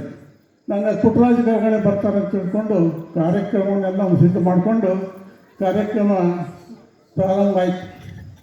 ಪುಟ್ಟರಾಜ ಗವಾಯಿಗಳ ಆಶೀರ್ವಚನ ಬಂತು. ಆವಾಗ ನಾನು ಮೈಕ್ ಸ್ಟ್ಯಾಂಡ್ ತೊಗೊಂಡು ಅವ್ರು ಮೈಕ್ ಸ್ಟ್ಯಾಂಡ್ ಇರ್ತಾರೆ, ಅವ್ರ ಸ್ಟ್ಯಾಂಡ್ ಇತ್ತು. ಆ ಸ್ಟ್ಯಾಂಡ್ ತೊಗೊಂಡು ನನಗೆ ಯಾಕೆ ಆ ಥರ ಬುದ್ಧಿ ಬಂತು ನನಗೆ ಗೊತ್ತಿಲ್ಲ ಆ ಟೈಮ್ನೊಳಗೆ. ನಾನು ಏನು ಮಾಡಿದೆ ಅಂದರೆ ಇವರಿಗೆ ಕಣ್ಣಿಲ್ಲ ಮತ್ತು ಇವರಿಗೆ ಶಬ್ದಜ್ಞಾನ ಭಾಳ ಐತೆ ಅಂತ ಹೇಳ್ತಾರೆ ಅಂತ ತಿಳ್ಕೊಂಡು ಆ ಮೈಕ್ ತೊಗೊಂಡು ಏನು ಮಾಡಿದೆ ಅಂದರೆ ಅವ್ರಿಗೆ ಎದುರಿಗಿಡು ಬದಲಿ 1 ಫೂಟು ಎಡಕ್ಕೆ ಇಟ್ಟು ನಾನು ಬರೀ ನಾನು ಮೈಕ್ ಎತ್ತಿಟ್ಟು ಸಪ್ಪಳ ಗಮನಿಸಿರೋರು. ಆಮೇಲೆ ಏನು ಮಾಡಿದೆ ಅಂತಂದರೆ ನಾಯಿ ತಿಳ್ಕೊಂಡಿದ್ದೆ ಇವ್ರು ಮೈಕ್ ಇಲ್ಲ ನೋಡಿದ್ರೆ ಹೆಂಗೆ ಮಾತಾಡ್ತಾರೆ ಅಂತ ತಿಳ್ಕೊಂಡು ವಿಚಾರ ಮಾಡಿದಾಗ ಅವ್ರಿಗೆ ಎಡಕ್ಕೆ ಮೈಕ್ ಇಟ್ಟು ಸ್ಥಳಕ್ಕೆ ತಾವ ಸರಿದು ಮೈಕನ್ನು ಈ ರೀತಿ ಬಡದು. ನನಗೆ ಭಾಳ ಆಶ್ಚರ್ಯ ಇತ್ತು. ಕಣ್ಣಿಲ್ಲದಿದ್ದರೂ ಕೂಡ ಅದ್ಭುತವಾಗಿರ್ತಕ್ಕಂಥವರು ಧ್ಯಾನವನ್ನು ನೋಡಿ ತಕ್ಷಣ ನಾನು ಮಾಡಿದ್ದು ನೋವಾಗಿ ತಕ್ಷಣ ಅವ್ರ ಕಾಲಿಗೆ ನಮಸ್ಕಾರ ಮಾಡಿದೆ. ಆವಾಗ ಅವರು ನನ್ನ ಎರಡು ಕೈ ಹಿಡಿದು ಎತ್ತಿಡಿದು ನನ್ನ ತಲೆಯ ಮೇಲೆ ಕೈ ಇಟ್ಟರು. ಮಾಸ್ತರ ಭಾಳ ಶಾಣೆ ಆಗಿಪ್ಪ ನೀನು ಒಳ್ಳೆಯ ಶಿಕ್ಷಕನಾಗ್ತಿದ್ದಿ, ಒಳ್ಳೆಯ ಒಂದು ಹೆಸರನ್ನ ಗಳಿಸ್ತಿ ಅಂತಕ್ಕಂಥ ಆಶೀರ್ವಾದ ಮಾಡಿದರು. ಅವರ ಆಶೀರ್ವಾದ ಫಲವೋ ಏನೋ ಇವತ್ತು ನನಗೆ ಸಾಕಷ್ಟು ಸಹಸ್ರಾರು ಶಿಕ್ಷಕರ ಅಭಿಮಾನ ಪ್ರೀತಿ ಅಂತಕ್ಕಂಥದ್ದು ನಡೆದು ಅವರ ಆಶೀರ್ವಾದ ಅಂತ ತಪ್ಪಾಗಲಿಕ್ಕಿಲ್ಲ. ಅಂಥ ಒಂದು ಅದ್ಭುತ ಜ್ಞಾನ ಅವರಿಗಿತ್ತು. ಮತ್ತು ಇಷ್ಟೇ ಅಲ್ಲ, ಕಣ್ಣಿಲ್ಲದಿದ್ದರೂ ಕೂಡ ಅವರು 3 ಭಾಷೆಗಳನ್ನು ಕಲ್ತಿದ್ದಾರೆ. ತ್ರಿಭಾಷಾ ಕವಿ ಅಂತ ಕರೀತಾರೆ ಅವರಿಗೆ.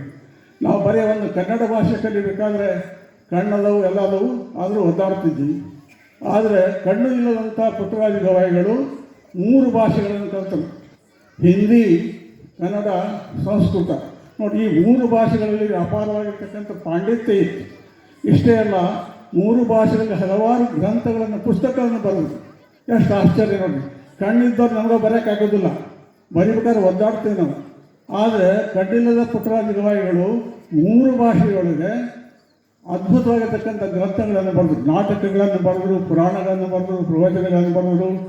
ಇಷ್ಟೇ ಅಲ್ಲ, ಇನ್ನೊಂದು ಅದ್ಭುತ ಸಂಗತಿ ಏನಂತಂದರೆ ಪುಟ್ಟರಾಜ ಗವಾಯಿಗಳು ಹಿಂದಿ ಭಾಷೆಯೊಳಗೆ ಬಸವ ಪುರಾಣ ಅಂತಕ್ಕಂಥ ಗ್ರಂಥ ಬರೆದು. ಆ ಬಸವ ಪುರಾಣ ಗ್ರಂಥ ಎಷ್ಟು ಚೆನ್ನಾಗಿತ್ತು ಅಂತಂದರೆ ಅದನ್ನು ತೊಗೊಂಡು ಹೋಗಿ ಆಗಿನ ಕಾಲದ ರಾಷ್ಟ್ರಪತಿ ಬಾಬು ರಾಜೇಂದ್ರ ಪ್ರಸಾದ್ ಅಂತಕೊಂಡು ರಾಷ್ಟ್ರಪತಿಗಳಿದ್ದರು. ರಾಷ್ಟ್ರಪತಿಗಳಿಗೆ ಅವರು ಬರೆದಿರ್ತಕ್ಕಂಥ ಬಸವ ಪುರಾಣ ಅಂತಕ್ಕಂಥ ಪುರಾಣವನ್ನು ಸಮರ್ಪಣೆ ಮಾಡಿದರು. ಆಗ ರಾಷ್ಟ್ರಪತಿಗಳು ಹಿಂದಿ ಭಾಷೆಯಲ್ಲಿ ಬರ್ತಿತ್ತು. ಬಸವ ಪುರಾಣವನ್ನು ಓದಿ ಪುಟ್ಟರಾಜ ಗವಾಯಿಗಳಿಗೆ ಅತ್ಯಂತ ರಾಷ್ಟ್ರೀಯ ಪ್ರಶಸ್ತಿಯನ್ನು ಕೊಟ್ಟು ಗೌರವಿಸಿದರು. ಹಿಂಗೆ ಪುಟ್ಟರಾಜ ಗವಾಯಿಗಳ ಮಹಿಮೆ ಒಂದಲ್ಲ ಅಪಾರವಾಗಿತ್ತು. ಅವರು ತ್ರಿಕಾಲ ಜ್ಞಾನಿಗಳು ಕೂಡ ಆಗಿದ್ದರು. ಮುಂದೆ ಏನಾಗ್ತದೆ ಮತ್ತು ಕಣ್ಣಿದ್ದರೂ ಕೂಡ ಮಹಾಜ್ಞಾನಿಯಾಗಿದ್ದರು. ಅದಕ್ಕೆ ಉದಾಹರಣೆ ಅಂತಂದರೆ ಒಂದ್ಸಲ ಶಿರಟ್ಟಿ ತಾಲೂಕು ಖಾನಾಪುರ ಅಂತಕ್ಕಂಥ ಗ್ರಾಮ. ಆ ಖಾನಾಪುರದ ಗುರುಸಿದ್ದಪ್ಪ ಹರಸು ಅಂತ ತಿಳ್ಕೊಂಡು ಒಳ್ಳೆಯ ಪುಟ್ಟರಾಜ ಗವಾಯಿಗಳ ಭಕ್ತರು. ಅವರು ಅಲ್ಲಿ ಖಾನಾಪುರಕ್ಕೆ ಒಂದು ಪುರಾಣ ಪ್ರವಚನಕ್ಕೆ ಪುಟ್ಟರಾಜ ಗವಾಯಿಗಳನ್ನು ಕರೆಸಿದರು. ಅವರಿಗೆ ಚಿಕ್ಕ ಮಗಗೆ ಮದುವೆಯಾಗಿ ಮಕ್ಕಳಾಗಲಿಲ್ಲ. ಆವಾಗ ಹಲಸೂರು ಗುರುಸಿದ್ದಪ್ಪನವರು ಫಕೀರಸ್ವಾಮಿ ಮಠಕ್ಕೆ ಮತ್ತೆ ಹೋಗಿದ್ದರು. ಫಕೀರಸ್ವಾಮಿ ಮಠಕ್ಕೆ ಹೋಗಿ ನಮಗೆ ಸಂತಾನ ಇಲ್ಲ, ನಮ್ಮ ಮಕ್ಕಳಾಗಂಗೆ ಆಶೀರ್ವಾದ ಮಾಡಿ ಅಂತ ಕೇಳಿದ್ರು. ಆವಾಗ ಫಕೀರಸ್ವಾಮಿಗಳು ಆತ್ಪ ಗುರುಸಿದ್ದಪ್ಪ, ನಿನ್ನ ಭಕ್ತಿಗೆ ಮೆಚ್ಚಿದ ಫಕೀರೇಶ, ನಿನಗೆ ಗಂಡು ಮಗ ಆಗ್ತತಿ ತಿಳ್ಕೊಂಡು ಆಶೀರ್ವಾದ ಮಾಡಿದ್ರು. ಅದು ಆದಮೇಲೆ ಕೂಡ ಇವರು ಗುರುಸಿದ್ದಪ್ಪನವರು ಪುಟ್ಟರಾಜ ಗವಾಯಿ ಹತ್ರ ಬಂದು ಅಂದರೆ ನಮ್ಮ ಮಗನಿಗೆ ಸಂತಾನ ಇಲ್ಲ, ತಾವು ಆಶೀರ್ವಾದ ಮಾಡಬೇಕು ಅಂತ ಹೇಳಿ. ಪುಟ್ಟರಾಜ ಗವಾಯಿ ಹೇಳಿದರು, ಅಲ್ಲೂ ನೀನು ಫಕೀರೇಶ್ವರ ಆಶೀರ್ವಾದ ಮಾಡ್ಯಾರ ಈಗಾಗಲೇ, ಮತ್ತು ನಾನು ಕೇಳಕತ್ತಿಲ್ಲ ಅಂದರು. ನೋಡಿ ಎಷ್ಟು ಅದ್ಭುತ ಆಯಿತು. ಯಾಕಂದರೆ ಫಕೀರ್ ಸ್ವಾಮಿಗಳು ಆಶೀರ್ವಾದ ಮಾಡಿದ್ದು ಪುಟ್ಟರಾಜ ಗವಾಯಿಗೆ ತ್ರಿಕಾಲಜ್ಞಾನ ಹೇಳೋದು ಗೊತ್ತಾಯಿತು. ಈ ಫಕೀರ್ ಸ್ವಾಮಿ ಆಶೀರ್ವಾದ ಮಾಡ್ಯಾರ ಅಂತಂದಾಗ ನಿನಗೆ ಸಂತಾನ ಆಗೇ ಆಗ್ತೈತಿ ಅಂತ ತಿಳ್ಕೊಂಡು ಆಶೀರ್ವದಿಸಿದರು. ಇಷ್ಟೇ ಅಲ್ಲ, ಅವರು ಒಳ್ಳೆಯ ಒಂದು ಇವತ್ತು ಗದಗಿನ ಪುಣ್ಯಾಶ್ರಮ ಒಂದು ದೊಡ್ಡ ಮಠ ಆಗೈತಿ, ಸಾವಿರಾರು ಅಂಧ ಮಕ್ಕಳ ಬಾಳಿಗೆ ಬೆಳಕಾಗೈತಿ ಅಂತ ಹೇಳಿದರೆ ತಪ್ಪಾಗಲಿಕ್ಕಿಲ್ಲ. ಅಂಥವರ ಒಂದು ಮೂರ್ತಿಯನ್ನು ನೀವು ನಿಮ್ಮ ಗ್ರಾಮದಲ್ಲಿ ಪ್ರತಿಷ್ಠಾಪನೆ ಮಾಡಿರ್ತಕ್ಕಂಥದ್ದು ನಿಮ್ಮ ನೆರಳಿ ಗ್ರಾಮದ ಪುಣ್ಯ ಅಂತ ಹೇಳಿದ್ರೆ ತಪ್ಪಾಗಲಿಕ್ಕಿಲ್ಲ. ಯಾಕೆಂದರೆ ಪುಟ್ಟರಾಜ